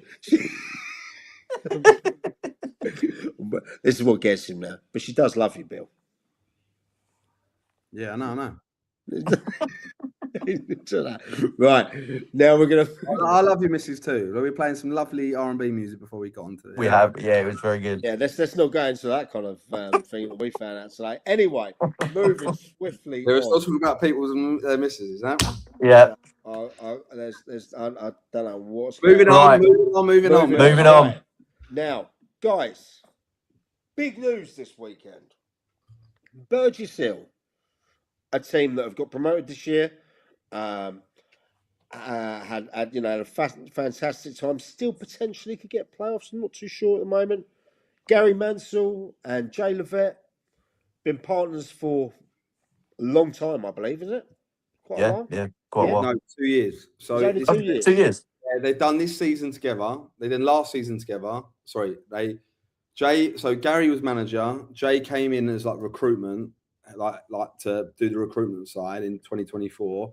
They had a full season the year they won the playoffs, and then they've had this year. Right. Okay, and at the end of it, I have got one from for you particularly, Bill. But that's a good thing about the youth. Okay? Right. But I will answer that. I will get that one through later. But let's just do the Burgess Hill now. New owners gone in there. Fantastic owners. You know they've built a lot with the infrastructure of the ground. The ground looks good. They want to build the club sustainably and everything like that. I personally have, every time I've been to Burgess Hill, I've had a great time. I've had a great relationship with Gary Mansell, who I speak extremely highly of. Yeah, his phone's always been open to me. I've had the pleasure of doing Dugout Diaries when I did the series with him. He was one of the original first 10 that I did. One of my favourite ones, by the way. Was it? Yeah, I really enjoyed the Gary Mansell one. Really enjoyed it. He's obviously heavily involved in the Russell Martin Foundation as well. Yeah. Fantastic foundation there. Jay, been a big supporter of the show. Great guy. Another one who every time I've seen, he's always been open to me, and he's always been great. And a guy I really, really respect, who now I can see being on the lookout now for clubs will look at him and think, because I actually spoke to someone at that Hassocks game. Okay, yeah, it was. I remember you saying they were definitely interested immediately on bringing Jay in. Wait, don't start them rumours about me as well, because you're. That's not you. Yeah, you, Bill. I'm joking. Don't worry. You've been linked. You linked to all the managers, you are, mate. But listen, I know. It's an absolute travesty. The question I've got here, gentlemen, is if the owners had made this decision for the long term, okay, how tough must it have been for them to have literally had to choose between two fantastic managers to go with for the long term? Or is there more to it? Because it actually came as a shock. I got a message about our fate from somebody that's already commented on the day saying, I hear Jay's gone. And I was like, no way. No way. Monty, do you want to kick this off? Yeah, I mean, I was stunned when I saw the news because obviously you see how well he's done since he's gone in there. I mean, getting them up promoted last year, beating a Sittingbourne team in the playoffs who got over 100 points, getting record-breaking statistics this year, being where they are in the league table, and then for him to go, I mean, I was stunned, and you see the reactions on Twitter, how everyone's reacted. Everyone's just about as stunned as I was. I mean, I'm not. You're not, Billy. No, I'm going to tell you why. It's got nothing to do with Jay, but we had a rumor about 6 weeks ago that Gary Manser was off. Do you remember? Yeah. Remember that kicking off in there? Yeah. Yeah. That is true. And actually, Gary came and cleared that up straight away. Yeah. Okay. So I've got a theory on it. Okay. And by the way, I want to make it very, very, very clear. No one's tipped me off here at all. I actually saw the chairman at Burgess Hill on Friday. Well, Mr. X. Yeah, he was at the game. And he was at the Hassocks game. Yeah, and he actually came up and praised the pod, right? So we really appreciate that. And this isn't going to be a hit piece on Burgess Hill by any means, because what they're doing there, the 3G they've laid in, the stuff they're doing around the community, the amount of love they're showing the community, and Burgess Hill Town Football Club is going places. I'm telling you, 100%. So this is never ever going to be a knock on them at all. But we keep it real in here, and like I was just there, kind of getting thrown like comments and fucking knives here and there, whatever. We deal with everything, and we also say what we hear and we see. I've argued with you boys about joint managers, haven't I? What I think on joint managers and do their work. I was actually going to try and get Anthony Johnson from Jono and he's at Bury now, isn't he? Very like Jono and Brendan Morley were like the Salford joint managers. They've been everywhere, and they've finally split up. Jono's taken a job. Brendan's now taken the Radcliffe jobs on his own, right? And I was going to try and get him on tonight to give us his thought on it, because obviously he did it with his best mate, right? The problem you've got with joint managers is someone has to have the buck stop with them. Agreed. Yeah. I've had staff, assistant manager, first team coach, goalkeeping coach, and sometimes I prefer the opinion of my first team coach rather than my assistant manager. I'll still make a call, and I might make the call what this is first team coach has said over the assistant manager. It's not about hierarchy, it's about opinions, yeah? Or the assistant manager might have a better call than me, and the assistant manager will say it, but I still have to go bang and do it, yeah? It's just the way it works. Now, well, don't work joint management. It does and it don't. It doesn't. Put it this way, I look at it like this, and I'm speculating. And again, Gary, do not shoot me. Jay, do not shoot me. Burgess Hill Town Football Club, do not bar me from coming to the games or coming to your ground. Oh shit, where's this going?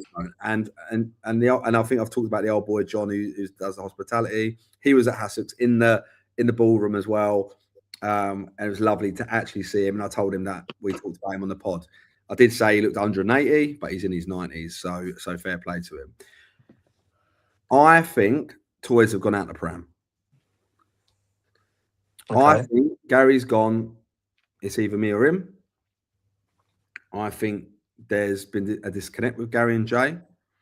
I think both want to be numero uno. And I think the club's had to pick. And I think the club's picked the man that is very much ingrained in their footballing culture across the age groups. And they've picked the man that they believe is the right man to lead them through the future. They probably have three choices. Gary,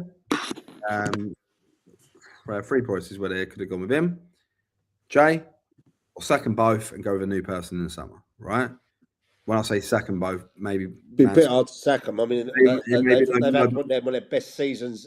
Yeah, yes, but maybe Mansell moves to his director of football role. Yeah. Jay fucks off and they bring someone else in, or Jay stays as manager, Gary moves up, is what it is, or Jay goes, Gary gets a job. That's what's happened, right? That, in my opinion, I might be wrong. Someone's just told me that that Gary might have left RMA this week to sort out the Haywards Heath College through the academy through Burgess Hill. Maybe. Okay. Maybe I don't know. I don't. Haywards Heath. I don't know who's David. I did hear there was a link up. I did hear there was a link up. Burgess Hill doing their own 19s program next year. Yeah, but maybe I did hear there was a link up. But look, I look at it like that, and I go, have a little butchers, and you go, look, that's football. Football is all about like people working together and all that. I don't agree in joint managers. I just don't think it works. Like I'm not. I think it don't work in the long term. Like look at Gerard Houllier and who was his? Roy Evans. Roy Evans and Gerard. Gerard was brought in. Yeah.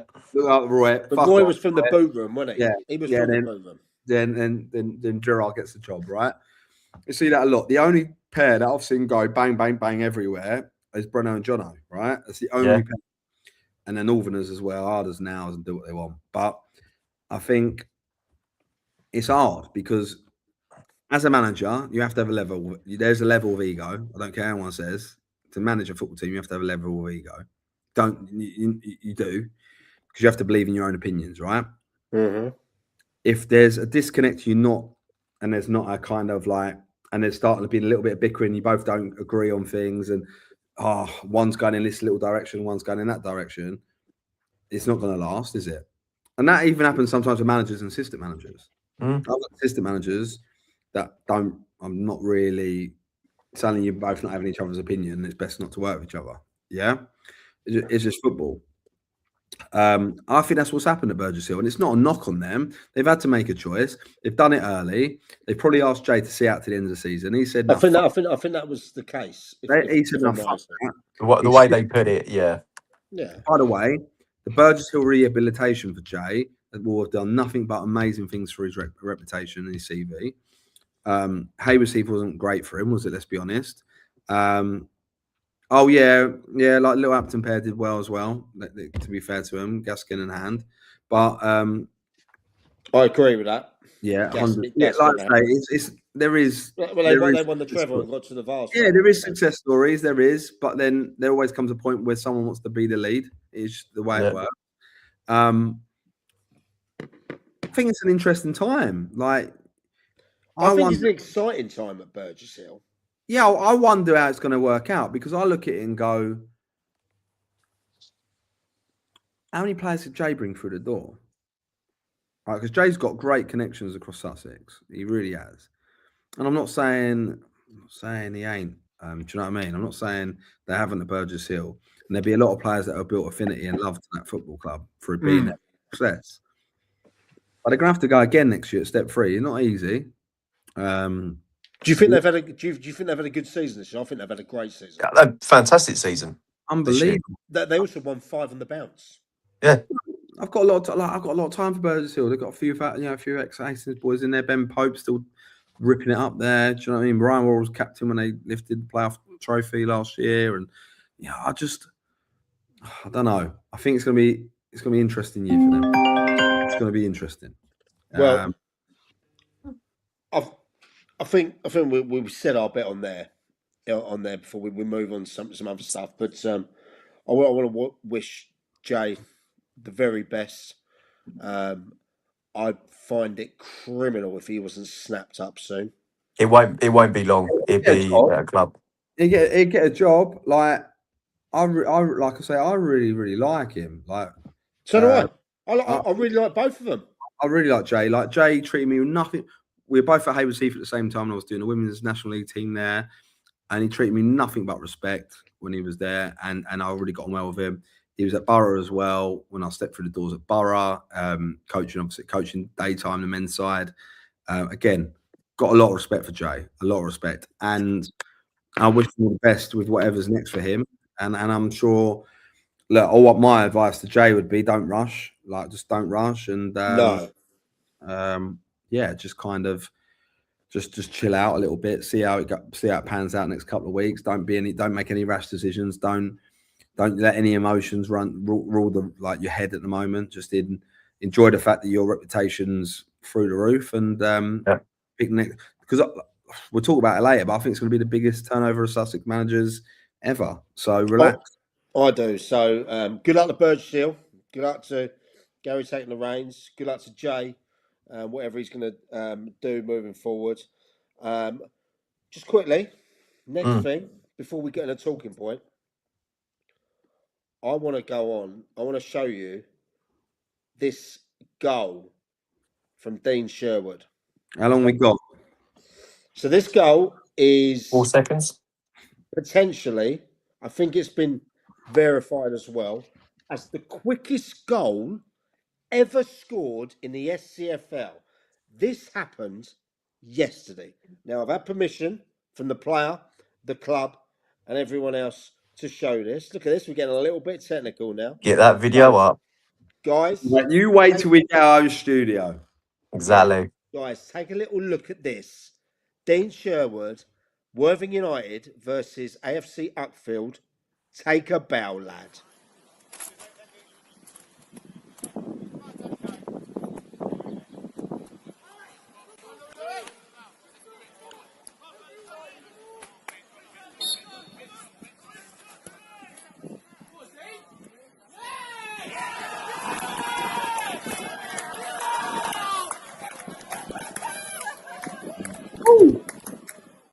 Sin. Now that What a strike. Officially, it's around 4 seconds. First and foremost, I want to go to goalie Mon. Mon, talk to me about the keeper's positioning. Is he at fault? I'd say no, because it's such a rare thing for somebody to shoot from kickoff. You never expect it. You always want to start high, start on roughly a penalty spot, because then generally a team, if they're setting up like that, they'll play. Pardon? Where did he start? Go on, let's have a look at this then. So it's roll back. Well, there's not even roll back. You smashed it, didn't he, Mike? Literally doesn't even move off the spot.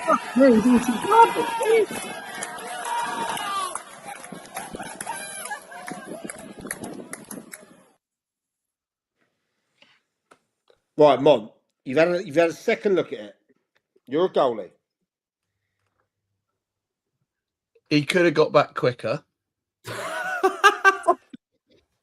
I'm happy with his starting position. Starting position's fine for me. He could have got back quicker, but again, it's such a rare occurrence. I mean, I've only ever seen one other person score from kickoff live, and that was my 18s last year. We conceded one. So we're not going to put any blame. We're not going to put much blame on the keeper. Need to celebrate the goal. Let's talk about with Uckfield obviously being in the position they're in at the moment. They can't have wanted to see that after 4 seconds. For me, that's one hell of a ping from the lad. It really is. I mean, Lee, Bill, what are you thinking? I mean, as we've seen recently, and you could sort of hear on the camera, wind has helped a lot. Now, I'm not putting anything past, because that was a good strike from kickoff, but could the wind have helped it a little bit?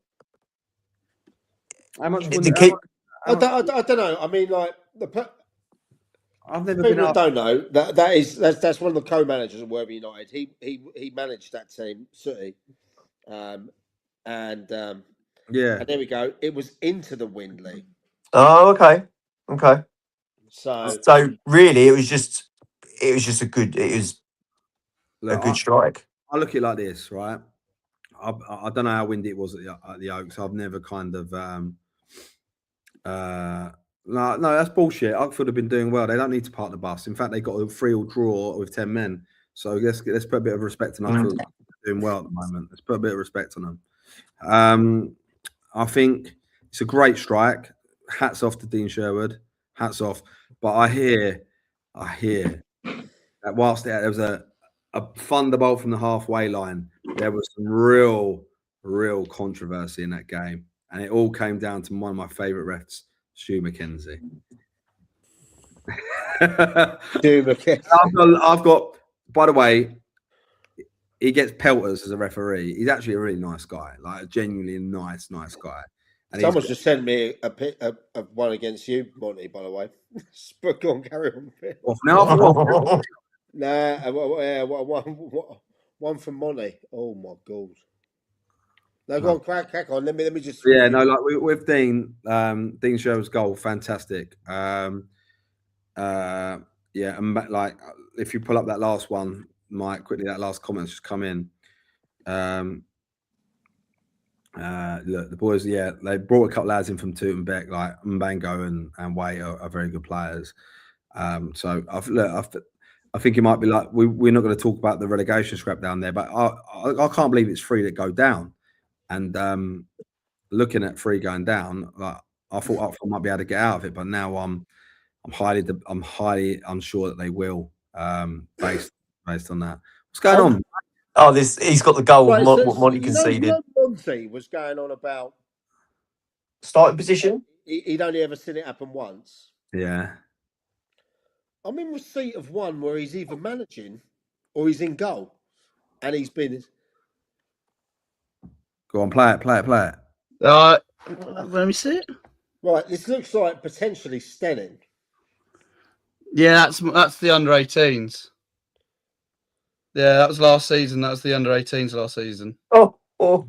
Ethan, Yeah. mate, by the way, Ethan Roberts. Yeah, we talk about him when I talk about the game that I was at, because you can actually see me on the sidelines doing this. Ethan.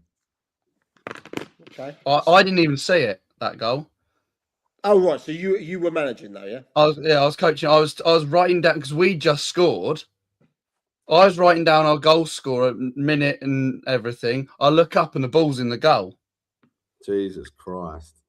Love that. Right, quick mention Ethan. Before I want to go on to Eastbourne Borough. No, it's all right. It's right. We'll talk about that. We'll talk about the relegation. I want to talk about. Did anyone see the Eastbourne Borough fans? The video's going about. Yeah. That have been flying around the net. Have you seen the other one where they were the opposite sides of the station? Yeah, right. Now, first and foremost, yeah, I live in Worthing, right? That station has a little walk round where you go down and you get to the other side, right? Yeah. I got a lot. Look, I hate it when you got fans on the other side of the stations doing this. Just go down the stairs. You know, it's a bit like, go on, you know, nah, that ain't for me. That ain't for me. That's keep that, lads, with your TikTok shit. Do you know what I mean? If you're gonna do something, you're not doing it on a station. You've done it before. It's as simple as that. But we have had viral footage of fans being battered on the station by the old Bill. Yeah. The Eastbourne lot. And apparently the lad who was wearing the blue Stony, who was in his 40s, was with, you know, the 12, 13-year-olds of that. I mean, like, get a life. Do you know what I mean? Exactly. Really? I get a life. At that age, and you're doing that. Mike, I'm telling you. It kicked off away, didn't it, last year? Yeah. Yeah, but wait. Not with the fans. What happened was Worthing drew them, or whatever. Sam Beard, who played for Eastbourne Borough and now plays for Worthing, he was playing for Worthing that day. Obviously, his old man got the sack down there. He fucking smashed the ball at the end of the game. He smashed the ball into the top, the banner at the top. So I looked like he was smashing the ball. And I was like, I fucking have that sort of thing. All kicked off on a pitch, all kicked off with like staff and stuff. But I love Beardy. What a guy. Look, for me,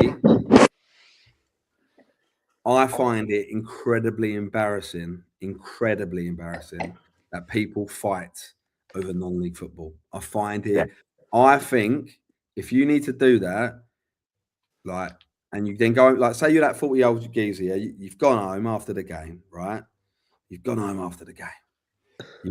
You sit down, you have your dinner, like, and you miss. And then suddenly he's opened up YouTube, and it's him on there. Yeah, like, how sad are you? How pathetic are you? You're as pathetic, yeah. If you're fighting at football, you're as pathetic as those Twitter trolls. All they want to do is throw negative insults at people with no context because they think they're hard, right? Or they got, like, what are you doing with your life? You must have so much wrong in your life or nothing going on for you that you need to do that. You need to really get some therapy. You need to work out what your existence is for. Because do you know what? Being alive is the most precious thing that we could all have, right? Having a, like, but living is so precious, yeah? There's people out there with serious chronic illnesses, people dying early through car accidents or whatever, yeah? And there's you at 40 years of age going to an Eastbourne Borough away game, having a police try to fight with you. Yeah, and that was embarrassing for the police and all, wasn't it? Embarrassing for the police, but let's be honest, the police force have been embarrassing for years. Because is it on the up, Bill? What? Yeah, in non-league it is. In non-league, I'm seeing Maidenhead. I'm seeing all this, these little youth firms. Is it becoming a problem? Is it on the rise? It's because non-league's getting more popular by the week. That's why. There's you look at non-league crowds now and the attendances that have gone up. Because everyone's obviously getting sick of the higher leagues. But yeah, if the attendances are going to grow, then, you know, when it comes to those derby days and things like that, you're going to get bigger crowds because fans are going to be like, you know, there could be something here today or there could be a bit of trouble. And that's what they go looking for. And it's like, grow up. Yeah, but I'll tell you one thing, right? I'll take the Golds. I'll take Little Hampton as an example, right? Yeah. They've got characters galore in their fans, but they don't going out causing those rows. Don't go out. Hastings, Mike. Huh? We were taking 100 fans away from home, sometimes 200-300 when we were in the league, and we weren't. No one was going out for fights. They were getting pissed up, having a good time, and having a laugh, right? And then going in the bar and shaking the hands of the opposition fans, and staying for a couple of hours and drinking the bar dry, making that club money. The problem you've got is that, and it's really, really sad. Football Factory, the film, came out 24 years ago, right? Danny Dyer is an old man now, right? We invent the British holiday caravan parks. Great show. Great show, by the way. One of my favorites. Yeah. I love it. Love it with passion. Like, fucking grow up with their Stonies on display. Oh, no. As well from fucking Pakistani sweatshop, right? It's embarrassing. Yeah. It's genuinely embarrassing. And I look at it like this. Especially in non-league football, enjoy the 90 minutes. Once the 90 minutes is done, it's done, right? It's done. It doesn't mean that much. I know it sounds really like vague for me to say because we win, we lose. I feel it, whatever, right? I'm passionate, whether you're a manager, the CEO, player, you obviously feel your result, right? And it's a sort of feel as well, yeah. But it doesn't need to ever come to violence, ever. Like even if it's by the referee, as the referee's walking off the pitch, all right, give him shit. Especially if it's Monty, give him shit, right? But like, especially if it's Monty. But like once they're done and they're out the tunnel, it's done. You can't change anything. And you, Mr. 40-year-old, in a fucking train station, getting wrapped around the ankles by mate. It looked like the geezer was some submissive, like some fucking S&M sort of bullshit, whatever it's called, right? Not that I know anything about that, right? Do you know what I mean? But like, it looked like some dodgy sort of like little clip around it. That was weird. It was like it was a fake policeman. It was like fake, like fake policeman, fake taxi. But you know that they battered him a few times, swung him round, he broke his phone, and then they let him go. Have that. See you later. But it's And I just, tell you what, the old Sussex police have come under a lot of grief from that thing, because they're like, you know, if this was applied to the looters for the youth in, was it Chatham or something like that? Yeah, Do you know, all that I sort think, of stuff. Like, oh no, it's all like all the marches up in London and all that sort of stuff. Right? I just we had a Blad suplex on the pitch. Wrestling's fake. Wrestling ain't real. Don't do it, boys. I'm gonna break your heart now, but wrestling's fake. Okay, That's brilliant, DP. Suplex is a hard move to do. I've done a couple of those in my time, right? You'll be seeing choke slams next week. I suplex all my teddies when I was 10. All right, so I know all about suplex. A suplex, that's brilliant. But yeah, I just think it's just bollocks. It's bollocks, isn't it? And like, it's all right for us to talk about it now. Is there a concern though that the youth, and my boy's 14, right? Yeah. My boy goes to watch the Worthing games. You know, he looks in there. I see him going through my closet trying to pick a CP up or something like that. Do you know what I mean? Because I ain't going to get him a proper one because because you're not paying all that money for him to get. Is there a concern that there is a youth growing through non-league that are not there for the love of the football? They're going through that age where, you know, there's a lot of changes in life. Is there a problem? Haven't we all been? Though, right? We have. Have we all like? I'm a huge Man United fan. Yeah. Right. I grew up in playing for a local pub that was full of lads that had been characters in the 80s, the 90s, things like that. Yeah. At times, wrongly, you probably would have, at a young age, looked up to those guys. Do you know what I mean? Yeah, I used to. Yeah. I'm not speaking out of turn here. Now, as a father, okay, and I'm a father of an 18-year-old daughter and a 14-year-old son. Now, as a father whose boy goes to football, especially with all of the bad stuff you see, stabbing this has happened, that, I get concerned. I don't think it's just a football problem, though, Mike. I think it's a cultural. I think it's a lot. I think it's the world that we live in, right? It's become a more unsafe place that we're in. Yeah, it's become a more unsafe place, not just in like major cities. I think the suburbs and the coastal towns are getting worse, and I think like it's kind of like replicated to like a sport, right? It's the one thing where you can. It's tribal, isn't it? You can wear a shirt. It's like you can pick a side and people side, and I think it's the hardest part for it. But I was the same as you, Mike, in the pubs with like watching games of football where I weren't going to them and like getting pissed up and to argue for, and then someone was fucking throw a bottle or smash a fucking glass over someone's head and it all kick off, and you think you're an hard nut, and then you try and run away and the police turn up. We like, do you look back on it and cringe? Oh, mate, I remember like, and I shouldn't like, we can't get nicked for it now, but I remember like Euros one year, like it all kicked off. Don't incriminate. Don't. No, but they're still trying to nick you now. Yeah, you know what they're like. They want to tick off a little. No, you can't, because I didn't actually do anything. I remember it all kicking off and like something happened and fucking literally running away from fucking police dog and stuff like that, and jumping over a wall and all things like that. But doing all those things, I just think I look at it and I go, who the fuck, like what, like, and I obviously was a kid. I was an 18-year-old when Football Factory come out. I probably thought I was Danny Dyer, which is embarrassing. But like, come on, like lads, enjoy. I want youngsters at football games. I love the kids being there, but enjoy it. And but I also think it's about how the clubs engage with them. Yeah, for me, like, is it the club's responsibility? Yes, it is. Or is it so those young lads that go out? I'm not talking about the 41-year-old, 45-year-old Stone Island guy that got spun around. I'm talking about the lads. Is it their responsibility? I don't think it's the club's responsibility. No. Okay, all right, that's bullshit, Mike. And I'll tell you why it's bullshit. We, as football clubs, have a responsibility to manage our fans. We get fined, kicks off, right? So my thing has always been, I fucking love loud, rowdy, and proud and nasty support, right? There you go to Clifton. I've heard That about was the one. I won the treble with that team, and I'm in a book called "Where Do I Find 11" by Hayden Potter. And my bloke I was playing centre half with was a certain Dominic DePaula, who really.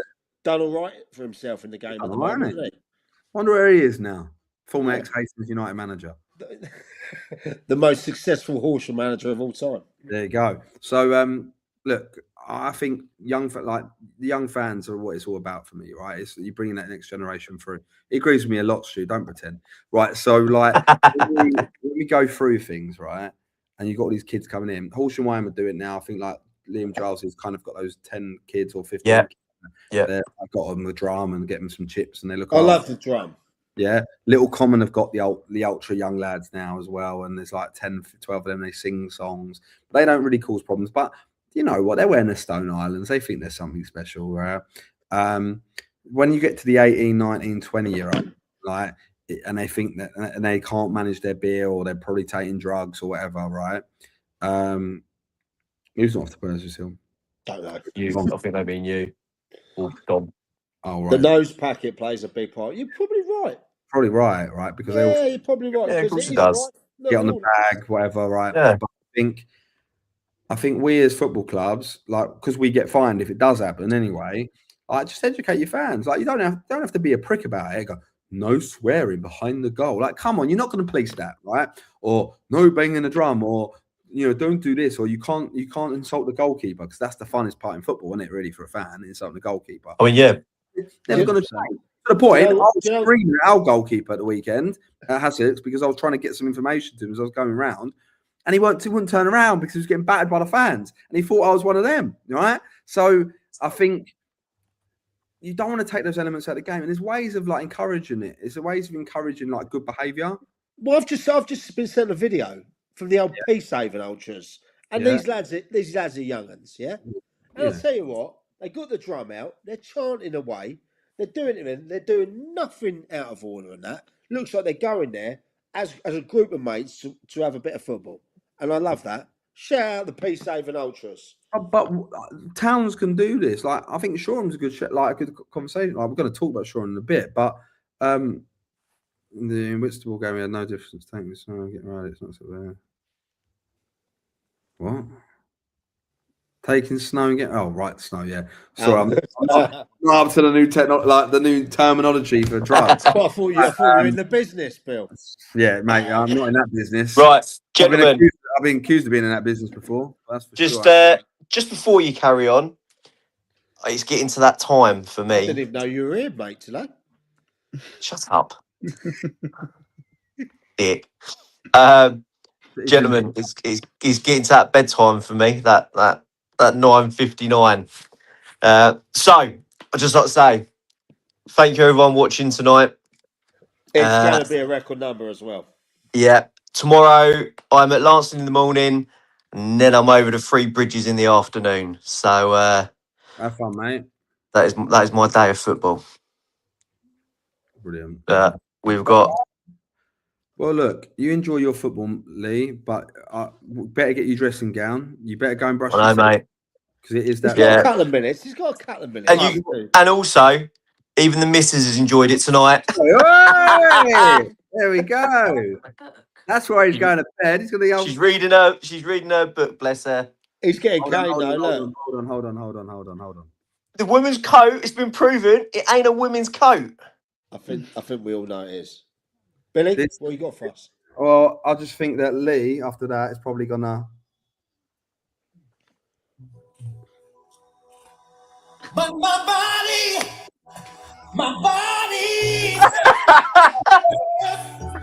baby. All right. Enjoy it, mate. Okay, because you've got an early start. Okay. Already stripping it now, mate. Don't you worry. No. But look, we've got still loads more to talk about. So look, if you're watching, do not disappear. Stay on this pod. It's going to be a bumper episode. We've got loads to go, and ultimately, we ain't stopping until we've got through our topics. And that means me, Mike, and Monty are going to be staying up late. Simple as that. See you later. We got a few more questions to get through, but my man, he is gone. Right. Bless So yeah. So fans look after Fans. supporters look after yourselves. Clubs look after supporters. Let's get the youngsters involved. Let's make them feel part of the club. Let's give them a bit of responsibility so they don't want to misbehave. Because ultimately, you know, it's like we've all been kids. If we feel like we're going to let someone down, we don't like letting people down, right? So if you can make them feel part of it, then trust me, you probably got a better hold of them. Or Right, for everyone out there, we're going to give you another 15, 20 minutes. We've got a few things to go. I know a lot of you have got some early starts tomorrow because it is an 11 a.m. day, you know, Come on. but quite frankly, we're already about to hit record numbers, which first and foremost is fantastic for all you lot. Second of all, you need something else to do on a Sunday night because no, stay with us. We appreciate it. And look, right, I want to talk about now quickly. go on. I want to talk about these managerial merry-go-rounds because a lot of people have spoke, Bill. Yeah. You've made it quite clear that you believe this year will be one of the most definitive years for manager merry-go-rounds. Yeah, I do. You know that me, you, Lee, the SNF boys, Monty, Statman, everyone like that, we always get new information, whispers here, whispers there. I tell you what, it's ridiculous. Sometimes you have to go, is that bullshit? Yeah, Is that bullshit? Bit like what I heard about the bird shelfing this year, this week. I thought, what? You know? But we do get a lot of stuff on the money. We do have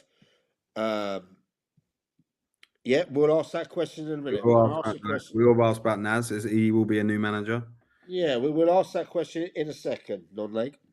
But okay, it's got to that point now. Last 20 minutes, lads. Record numbers. Games tomorrow. Yeah. I want to hear about this managerial merry-go-round because will it take one club to set that domino effect off? Always does. Okay. Always If so, where do we think that will happen, or what kind of jobs do we think might be available this year? I actually look, Monty, jump in, please. Do jump. Money. Give us a couple of ones that you think would come up this year. I know there's one job that will come up this year. I know that for certain. I can't say what it is, but I know that there will be a job that is going to be open.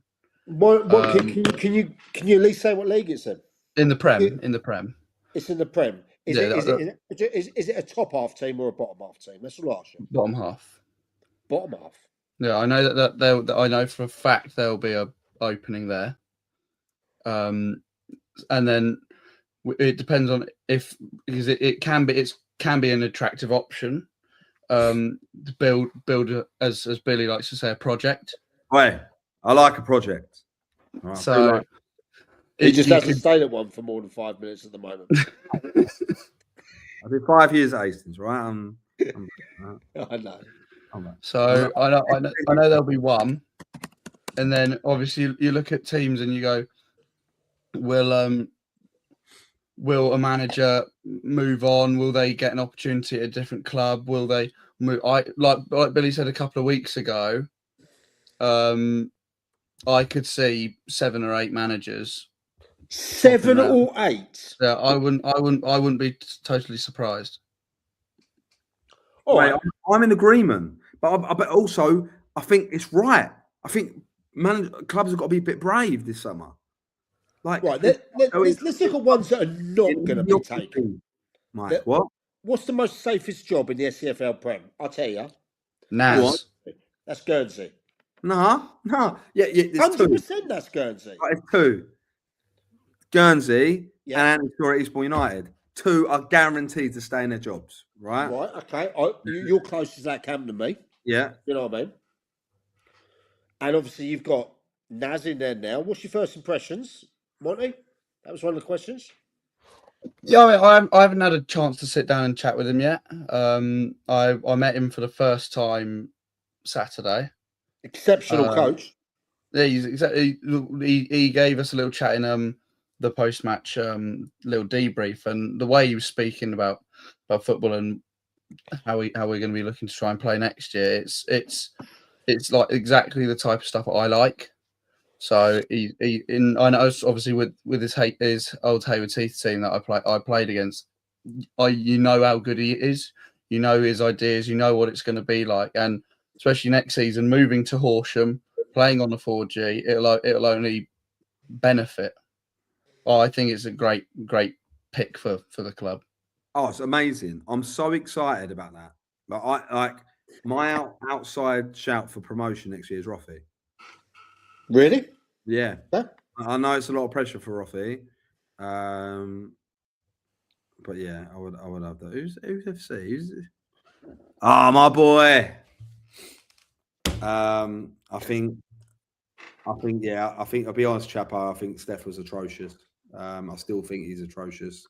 And many things, but he's still my mate, and I've got a lot of love for him. So Right, so let's get back to it. Let's get back to it. Right? go on. If we're thinking one job's gonna spark a merry-go-round, surely at the moment, with a month to go for the season, yeah, Yeah. you're not going to get someone in. Surely, like it's a bit different what they've done with Roffey because they knew that Jack was stepping down. You know what I mean? Yeah, but even that, I think that might be the catalyst. You do you? What? As in, Naeem hasn't become is now unavailable. Right. So I'm gonna put a cat amongst the pigeons, right? I'm waiting for someone to do it. We heard that there was going to be a current manager in the league. There's no one on the pod told us this, by the way, but someone will be leaving the job. Let's be frank. Someone's going to go and fucking join Naz. Let's be real, right? We're not stupid. We know what his old team was. Make your own assumptions. We're not going to say who. Hang on, because you're even losing me now, mate. Right. So Naeem is leaving.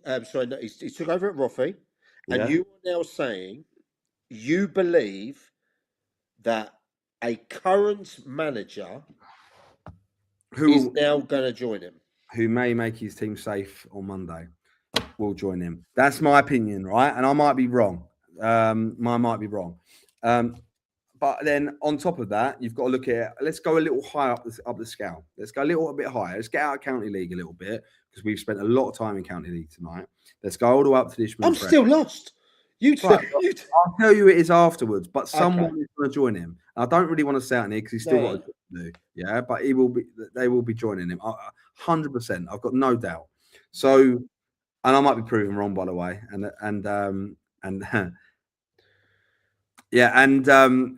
I wish I was non-league football Sussex, but I think let's go higher up. Let's go Isthmian Prem. Lewis. Yep. Does Pitts keep his job? No, I don't think he does. But at the same time, has he got did he have the resources to really make it happen? I think you and me know that behind the scenes that club is in a bit of financial trouble. Yeah, agree. And I think Pitts did a great job their first time round, but I don't think Pitts keeps his job. I'm sorry, I just don't think it's sexy enough for Lewis going forward for what they want to do as a football club. Yes, they've got their issues, but they're still Lewis football. Are they going to change their direction of where they're going to go? Maybe. I think you have to look at the club a little bit and go, where do they stand? Are they one that are going to spend loads of money? No. Do they still spend a lot of money? Yeah. It's not like they budget in the world. And with all due respect, they haven't done very well this year. I think there'll be a change at Lewis. I'll be shocked if there's not. That then has a catalyst effect because there'll be managers at step 4. Is that an attractive job to take, though? It's Lewis Football Club. I think Lewis Football Club, struggling financially or not, is attracted to a lot of managers. So yeah, I think it is an attractive job. Who gets that job is another thing. It could be like, with all due respect, it could be anyone. But then you've got Whitehawk, Sean Saunders. He stays there if he wants to stay there. We know that the chairman there have a lot of say on players and recruitment and stuff like that. Who really wants to go in there is another thing. People that have gone in there in between have not really done well. So if I'm them, they should keep they should keep their situation tight. Then you go into our league because Burgess Hill are obviously going to keep their manager in the Isthmian Prem. So you go into the South East League. Not talking about Bognor, can't be fucked. There's a Little Hampton. Holland's there at the moment. Yeah, and Little Hampton aren't changing anything, are they? No, I would expect them to because Mitch and Gaskin, they bleed that club. They love that club. 100%. And Mac, the chairman, loves them. He allegedly offered them a 10-year deal a couple of years ago. Bloody hell. And that's no bollocks. They should have taken it. And if they get sacked, it's a right big payoff. So, Free Bridges, Krell's. Look, for me, Jamie Krellin might go and get a bigger job. For me, he could be manager of the season. Yeah, but then he might go into the National League. National League, Tunbridge Angels might come available or something. Do you know what I mean? And he might end up going into that, which then makes. I think it's good enough. Free Bridges could be available in the summer. You just don't know, right? Then you go down Eastbourne Town. Jude again has got a tune out of him for another year. Like the budget ain't going to increase there. When does it come to a point where Jude goes, fucking hell, like I've rode the storm twice? Next year could be the year that we get relegated if it don't go as well as it is, because players will get picked off. Jimmy Holman stepped up from step 6 at Upfield to Eastbourne Town this year, flying for them.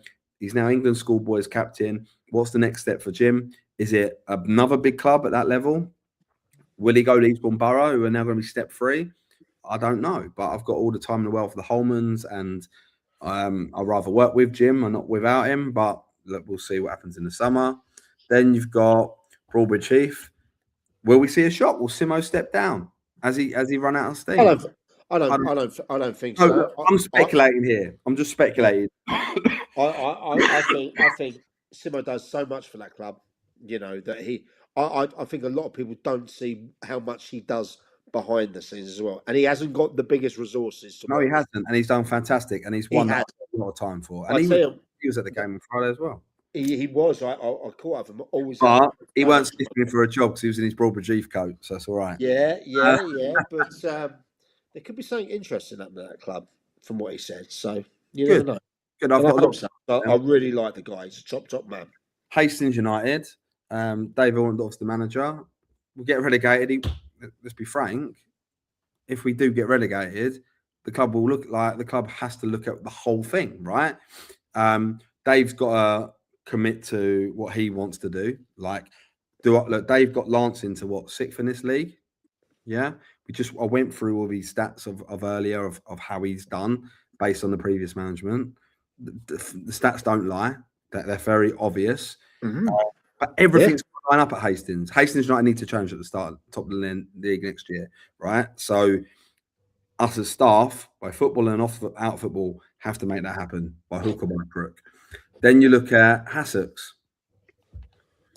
Those boys, they won't be going anywhere. Do you think? I know James has been watching the show because he messaged in. Not that I think they're going to go somewhere. They're not backstabbing type of people, are they? Let's be real. They're good. They're good human beings. Good guys, mate. Now. But they would have done their stock a lot of good this year. Oh, you're talking going on again. Yeah.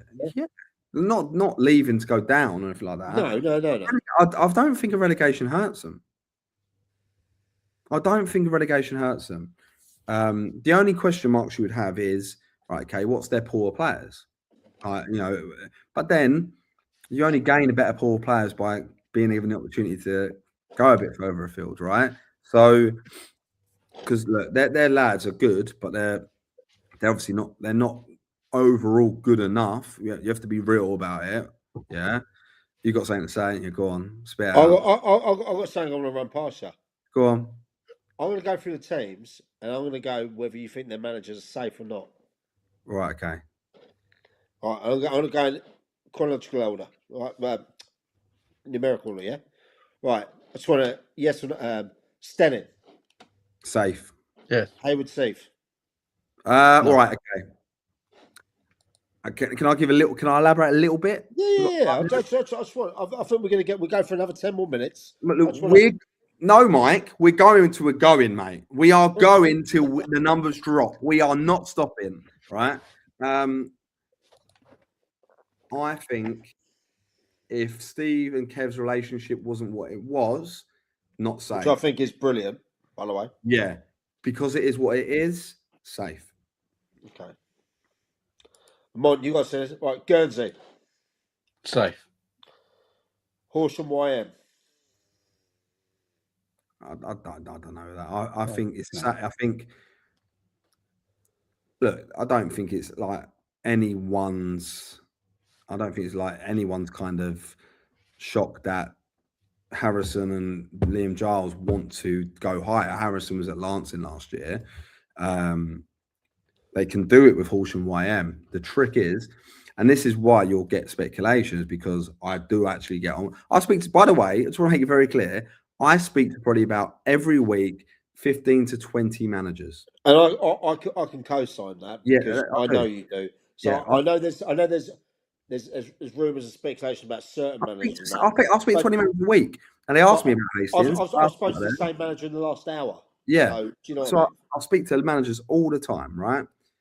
And they tell me what their frustrations are, and chairman alike. Right? I'm speaking to the chairman. They're asking me what they should do, and whether people like it or not, I advise a lot of people, probably wrongly, because they're probably all going to get relegated. But how many times do we get asked to speak to a chairman or a manager? All the time, genuinely all the time. Every time, and I don't mind that, by the way. Keep it up. Yeah, and I speak to him a lot, and and I get my brains picked, like rightly or wrongly, but I hopefully I give some good advice. But I've spoke to Liam. Like I've known Liam since the Croydon days, the start of Croydon days, and what happened when he went for Loxwood and all that sort of stuff.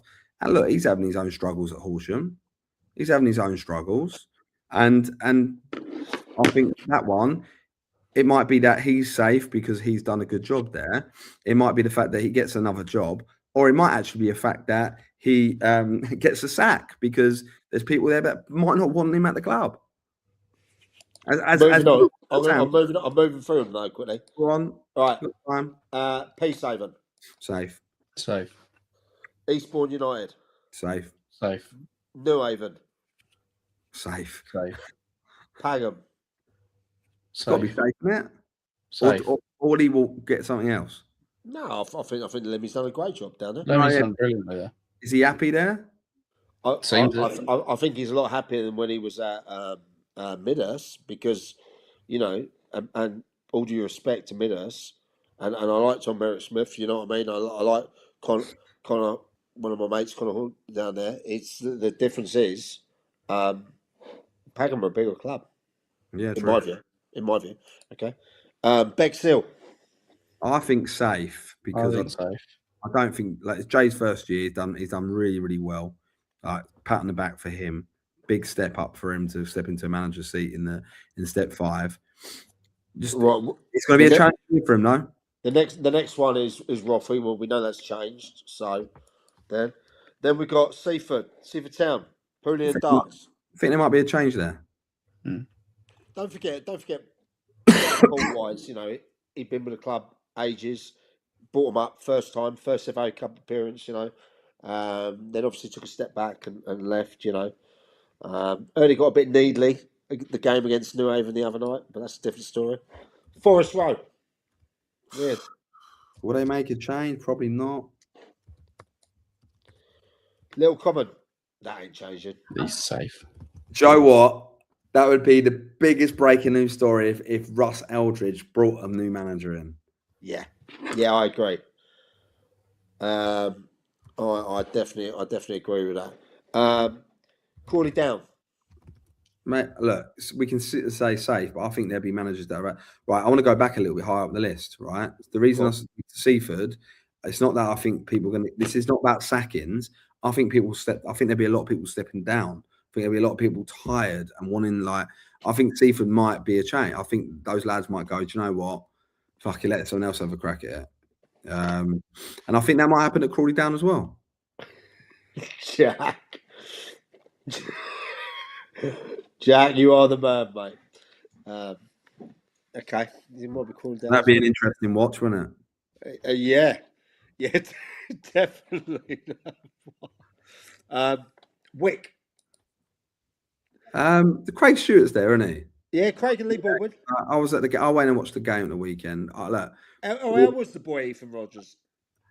There's two players from I like the skipper, by the way, centre half at Wick, won a lot of headers. That's Charlie Robinson's. It's my pal, that is. Is it? Yeah, he's decent. I like him. I like the number 8 they had as well. Got the equaliser at the end. He was the classiest player on the pitch. Ethan Roberts, for me, if I was going into the job in the summer, I'll be trying to get him. No, I'm just going to put that out there. I'll write the lad. I do. I'm trying to get him. He's raw. I actually sponsored the lad. Raw. When he was at Worthy Nine, yeah. He's raw and he just needs love. That's the way I look at it anyway. The game. Look, we'll talk about the things. There we go, Dave Martin. There we go. I wasn't very impressed with Wick. I thought the game was very poor. Wick did dominate the game. Shoreham broke, got they got a corner, got a goal from the corner. A well worked corner, I may say, and went 1-0 up. And Wick would have been fuming because they could have been 2-3 up at the bar. Keeper made some great saves. Shoreham's keeper made some great saves, but Shoreham kept trying to play out from the back on a shit pitch, and keep trying to clip this diag to the left winger, and it was getting read every time. And it was very, very easy to read. Luca Slaney, obviously Stu's boy. For me, love Luca. What I think he's a great little player. He is, isn't he? He's tidy, isn't he? Picks up good positions on the pitch, communicates well. But I was really, really disappointed in Shoreham. I was really disappointed, and I genuinely believe it. And this is no disrespect, but go down and that group don't even finish top 12 in the league below as a collective. It just didn't feel. They were 2-1. Okay, it's such a big game. You're 2-1 up. You really need those 3 points. And I just didn't feel, Stu, I'm always going to be honest, you know me. I just didn't feel it was the game management, not a knock on just the bench. This is in general. I felt it was really, I don't know. I just think they invited pressure on themselves. Especially when they went 2-1 up on a break of play as well. The 7 made a great little mazy run, got into the box on the break, nicked a penalty, slotted away. Lovely penalty, slotted away. And from that moment, it just didn't feel like it was managed well, right? It just didn't feel like slowing it down, like game management. And I think, I talked about it in the Hastings game. I feel like some of these young players just don't have it about them to undo their laces, or I bet 100% that ain't gonna happen. Yeah, same. I bet 100% Billy would take him. I'm 100% that would happen. I'm all right. It's all right. He's Mr. Hastings anyway. I think just that was sad to watch, because I think if they won that game, the game on Monday became even bigger. Now it's a case of do not lose it, because if you lose, you go down. But I think if they won that core, do you know what I mean? Don't that make that Vardinians game even more exciting? Do you know what I mean?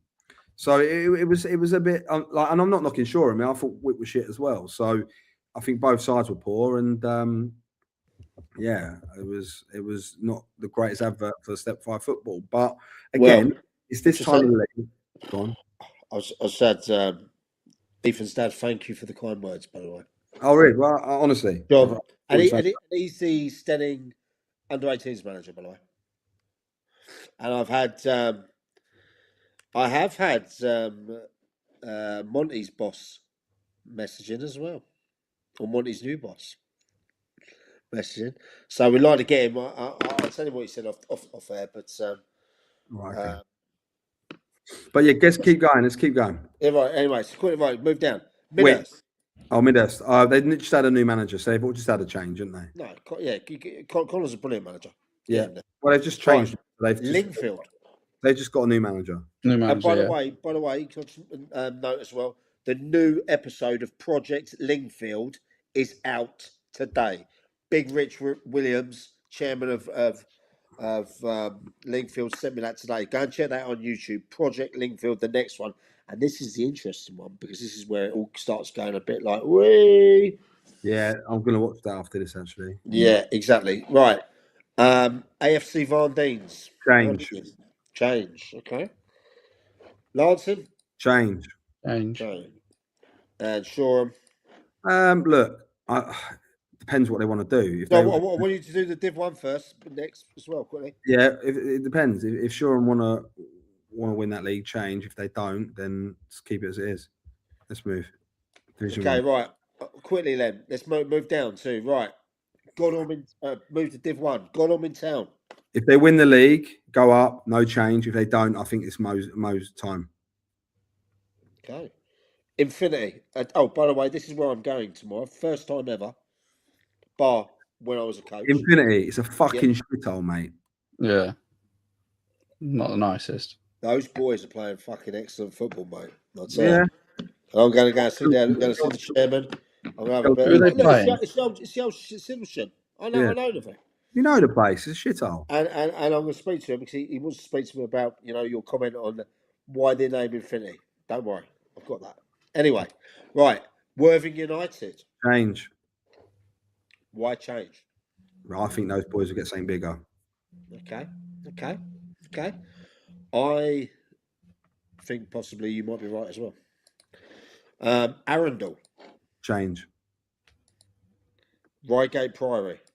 Stay as it is. Great guy. Yeah, Dale's good, yeah. That's Ethan's dad, by the way. AFC Walcountians. Don't know nothing about them, mate. I have no clue about I don't that. think they'll be in the league next year. I think they'll be moved on. Okay. Yeah, I agree. I agree as well. Okay. Billingshurst. Probably again. I think I'll stick with them. Who's that? Wrong. Oh, he's number 2 at Reigate. Aaron. What? I said no change. Oh, Is that wrong? Ooh. Oh, he's winding us up. Surely they're not going anywhere. Right. Okay. Billingshurst. I don't know. Like it's that one feels for me that it might be it might be a step down jobby, or it might or stay the way it is. I think it's tough with their pitch as well. There's another one like you've had it at Outfield, like Arundel have. Oh, Aaron's sticking a little bit of plutonium on the fire, isn't he? Oh, give me a shout. Aaron, what are you saying, mate? What are you What's saying? going on? What are you getting? Everyone's got a little bit late in there, getting a little bit loose in the ring. Right. Getting late, isn't it? Milo. Right, Milo. Kieran stayed there. Kieran's really enjoyed like. So Kieran got pelters for Saltine, right? Absolute pelters. It didn't go well for him there. He's gone to Milo and he's doing all right. And saw that tweet earlier about the confidence thing, and it really hit home to me. Like our team can give you. I saw that. And like, do you know what? Fucking fair play. And good luck to him next season. Wow. Okay. Right. Jeez. Right. Hang on. Jarvis Brook. I think Brook have had a good season, mate. To come up. Change. Oh, controversial. Selzy. I think it's time for a change. I don't know if they, but I think it's time for a change. I think there's a good job in him, though. Oh, great club. One of my favourite pitches to go to, by the way. Yeah. I think it's a good. good results down there. Really good club. It. Really? Well, I've only ever refereed down there. I've never played there, so nice pitch though, isn't it? Right. It's all right. Terrible restaurant. Club that I managed at East Preston. Nah, he's staying there, isn't he? Kev. Yeah, he's staying there. I like Kev. He does a lot behind the scenes, and apparently he's taken a more backseat role as well. You know what I mean? Maybe it will be changed then. Saltine United. Change, get Loz out. Low out. Nah, it'd be an end. And he's going to hate me saying this, but in the current climate, he's got to be favourite to win the league next year. I tell you what, with his new stadium there, the thing coming, it's looking beautiful, isn't it? Fantastic. Okay. Oakwood. One man band. He's a chairman. He does everything, doesn't he? I don't really know. Oh, someone told me a story about him. Yeah, team was turning up. He had a beer barrel over his fucking shoulder, his top off, short. I love that. 1 minute, lads. Done the beer. No top, his top over his shoulder. An hour or so later, he's in the dugout, serving pints and then in the dugout. It seems like I haven't got up to it. I need to get up there then. Wait, Yeah. bell me, get me happen. Right, Dorking Wanderers. It's academy bullshit. Just stay. Yeah. I like Jordan. There. Lockswood.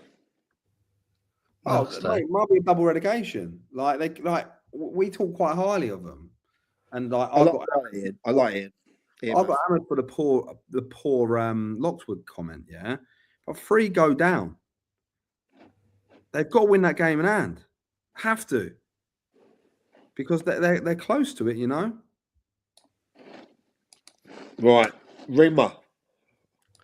Oh, all right. I'm gonna read into something a little bit. I watched an interview today. Did you see Tommy Hallen's interview today? Do you? Yes. One, Tommy, I don't like your tights. I'm gonna put it out there right now. I don't get the shorts and tights combo. I don't. But reading into like the interview, it sounded, and I might be wrong, by the way, but again, we're just going to say how it is. Yeah, Gilly's going nowhere. Brad Curtis said, yeah, Gilly's going absolutely nowhere. He's the man. I can't, by the way, everyone, I can't keep up with all these messages that are coming in. Good. That's what we want, isn't it? It's what it's about. There's nearly fucking Tommy Adams there, that keep me warm. Tommy, I'm not having them, mate, but No. Just wear your shorts. You've got lovely legs. Get them out, son. Well, I've got some quick... I'm going to have to start putting it on the sleeves because I've got some quick fire ones I've got to bang in. Right, hold on. Right, so on Ringmar. And by the way, this is a ridiculous amount of people watching this now. Good. We're well over a record that we set last, and I mean well over. We're well over. We're well over the time as well. You know. I'll look at it. Maybe we should go later anyway, like normal. I think. What happened to Lee Penn then? That's Ian. He's Lockswood. Okay, well. Bloody hell! It seems like we've got the world. All you managers out here. Worried what I'm saying. Yeah, you should be out. I think Tommy's run his race and probably needs a new project. You reckon Tommy needs something else? Yeah. I know the work Tommy does behind the scenes, right? And I know, bear in mind, we did some filming last year. When they won the league, right? Yeah, you know, and that, and with Hart is other half is my old neighbour. Yeah, was it really? Yeah, we should have. Yeah. Okay, you know, I had something to come out of the club this week that probably should have been released. And yeah, I did. I'll put it this way: if you're gonna, I don't really know how to say this. Just say how it might. We're gonna get in trouble at this step, right? At that step 6, you would expect clubs to buy into the fact that you don't pay subs. No. Yeah. You don't really pay signing on fees or anything like that. Yeah. Okay. I think if you kind of put those kind of barriers in place, you limit the type of player you can get in for the ones that you want to grow with or grow as a club or kick on. Yeah. I think if a club, and I'm not saying this is gospel or not, but if a club puts barriers in like that, how attractive is that going to be to a player? Okay, you might have the best bar going. You might have a wonderful surface to play on that you're always going to play on. But you've got to understand that there is some kind of financial side to this. Well, the better players will get better offers. Don't give a fuck what your bar looks like. They're going to go and play for the teams with aspirations to go and win things. Now, look, they went and won the Intermediate League. Yeah, they went and won that, and fair play to them, right? What does he mean? 23s. No, Russ knows when I was in the 23s. Okay. Look, for me, they went and won it, and they done well, yeah, and they got out of the league. They done well. 2 years in the bounce, they're probably one of the best teams at that level. Yep. They've come to step 6. Like when I was listening to Tommy's thing, he was talking about like the way of playing football, and I felt that last year at Upfield. I started off trying to pop teams off with rotations, and we had to go a little bit Billy Basic and be a little bit more narrow, a bit more tighter, play up a big man, go and nick a 1-0, 2-0, yeah? Because you have to adapt to the league that you're in. Like, you can't just fucking have a philosophy and stick to it. It just don't work. You got to work with the players that you've got and get results. It's a results business end of the day. Like, you don't get hired. People don't really get hired off philosophies of play. They get hired on trophies, don't they? Let's be real. Yeah, that's what happens mostly. It's like, how many promotions have you got on your CV? How many cups you won? How many relegations have you got on your CV? Like, there's all those sort of things. And I think with Ringbar, they've got a great 3G pitch, great. They've got a nice bar, and it should be a club on the up. But you can't expect players to pay subs when people are paying to watch you play football. Agreed. I agree that, and I feel that if true, or if that's what the whisper was, yeah. I didn't know that, by the way. I watched an interview today, and there was some chatter on some feeds about things like that, and I'll tell you one thing for sure, that certainly hasn't come from either Hart or Tommy Hannon. That information. So let's clear that up. That hasn't happened, and I speak to those guys. Okay, I just heard, and I think I actually heard through a target that they were trying to get that's the case. You know, how attractive is that, Bill? I want to come play for you. And you go to me, that's all right, Mike. But you're going to ask, but you got to pay £165 to sign on. I couldn't even imagine saying to a player, that's embarrassing, mate. Like, what do you want? This year we're looking to finish top 6. I want top 5. I want to get in the playoffs. I think you'll be a great part of what I'm doing. Culture's good. We've got analysis. We've got me, the manager, goalkeeping coach. The club's got great facilities. All that. But by the way, Bill, fucking like, how much are you paying me? I'm paying you. You got to give me 180 quid to sign on, sir. Yeah, mate. You know what I mean? Like, you know what I mean? Like, it's craziness. Well, I've just had someone confirm they had to pay £150 just to sign on. Who? For Rimmer. Oh my God. But saying actually, there's another club that does that in that level, Reigate. Reigate pay subs. I know that I'm going to sponsor a player there. And that is true. Yeah, I do with Wes. What's true? Right, okay. Yeah. But I don't think it's right. I don't think it's right. They don't make money, but you can't be paid. You can't play senior football and people pay to watch you play, but you're paying to play. That's park football bullshit. You know what I mean? Park football bullshit. Right, we're not done yet for that league. Come on, let's keep going. No, we're not done. Uckfield. Change. And finally, Cop form. That don't exist next year. I've got a strange look from a Cop form player. Right. I was at East Croydon Station, and he was wearing a full-on Cop form like thing, and he saw me. And I looked at him, and he looked back, and you know that awkward moment where you've actually, said something, and he's there, I didn't know what was more ridiculous, him looking at me about to say something, or me looking at him wearing his tracksuit on the thing. It is what it is. But by the way, I just want to quickly say, when I said change for Uckfield, not because I think the manager's done. I think the manager's done a great job, if I'm honest.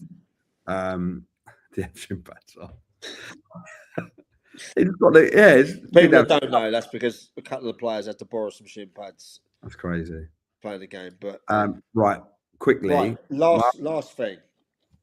Wait. I want to quickly say the Uckfield thing. It's not because the manager's done a shit job, because I actually think he's done a really, really fantastic job. But players like Emma Bango and all that ain't playing Step 7 next year. So with all due respect, is the gaffer going to stay there when they're in the Mid Sussex League or Skeffeld 2, whatever it is? Do you know what I mean? Oh, Donald. Go on then, Mike. Go on. What you got to say? Sorry. Right. First and foremost, I want to say, if anyone, first I want to thank everyone for doing the download of the app, Dugout AI app. You know, we've had a fantastic time. And if anyone's got a second, get your phone out and scan that. Come on now. Live score notifications now. Right now, I'm doing it, We Mike. can get that. We get live score notifications. And do you know what? This is how it. So you said this is how they come up. You know, like flash scores when you go and see your team play, and you think, "Oh, I'm not there." They'll come up like this on your phone. That was sure. That was Shoreham. That was this weekend. I downloaded it. It took me a second. Is that? Of course it did. Of course, In the of dugout. course. In the dugout. Of course, of course. I wasn't Look, I'm asking. I wasn't asking. I was telling. I'm Do you in know it. what I mean? So yeah, look, listen. Download the app. Go and follow your teams. Okay. At the weekend, you follow up to 10 teams. You got all the podcasts on there. Not from what we do here, IBB10, what the SNLF boys do over there. You've got live league tables, the fixtures, results come through. You've got ground hopper. You've got an online shop, and you've even got the old school spot the ball. Remember that? The old school spot the ball. Right, this is one I like. Exactly. Go and download that. Hold on. Look at this. Looking for a new club. People keep saying I am, but look, as a player. And as a player, one thing I didn't. If you're a player out there that's not happy with your gaffer, go and drop us a message. We've got a free agency on there as well. Okay, Monty, I heard you might be looking for a new club. Sign up there, mate. I'm sure Naeem when he's playing, he'll look at you and think, you know, Monty is getting the tic tac, mate. He's going to be free agent showcase. You can also fans can upload photos and from the match days there. Upload them, bit of banter. There is so much on there, and what we give it away for free. So one more time, go and support the movement. Download that app for free. Get on following your teams at the weekend. Sit them down there, put them in your own little match centre, and you will get live notifications for when that team scores, half times, full times, red cards, the key things. And why do we do that? Because we love the support that you guys have given. All right. So that is, yeah, that's our gift to you, and that is just a start of what we're gonna do for this league's and Sussex football coming in pre-season. Yeah, we're turning it up. We ain't going away. We ain't stopping. We're not shutting down because you players are. There's a lot to talk about. We want people on here getting involved all the time. All right. So I think tonight we've had. It's fuck me. It's nearly 11:15, and we've. Oh my god. There's things coming in everywhere. Oh, by the way, one more thing. I'd just like to thank Mr. X, who's helped with the development of the app, because today, for the IBB10 show, he has bought a racing pigeon. We now have a racing pigeon, unbelievably, for the show. And not only that, we also are now sponsoring a banger racing team. We must have got drunk as anything this weekend for this to happen, I tell you. So, yeah, it is out there. And we got a racing team car. Yeah, we have now, by the way. Jesus Christ. Yeah, so and there's it's actually down your way, Eastbourne at Arlington. the end of Arlington. Yeah. We got our first race. So look to everyone, to Monty. Speedway team there. Well, with your millions, mate, maybe we'll buy one. Yeah, maybe we'll get Monty riding it or Penn. Look, this is the longest show we've ever done. Right off the sunset like that. This was we've absolutely smashed records tonight. Thank you to everyone. You are the show. You control the show. There's going to be some games tomorrow. There really is. I wish we had a show tomorrow, but we can't. But we're off. Monty, who have you got tomorrow? YM. Cool. You need that like a hole in the Good head. luck, mate. I will Bill? need it. Who have the mighty Hastings got? We have got the big derby, Hastings United versus Ashford United. And There'll be 1,500 to 2,000 there tomorrow. love that. Yeah. I will be leaving early. I'm going to drop my wife off because she is like a midwife. I'm going to drop her off at Chisholm's Hospital, do her shift because babies still are born on Bank Holiday Monday.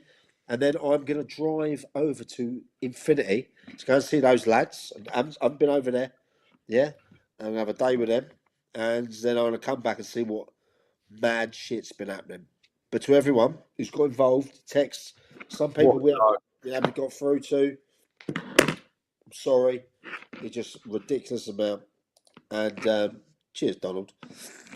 Thanks. And we're off and we're back. Listen, you get on there, download the app, give us a review, like, share, send all the repost the streams, add us on the socials, get your comments in. We'll be back next week. From us, the project, the goalie. We're out here. Happy Easter. We love you all. Big day.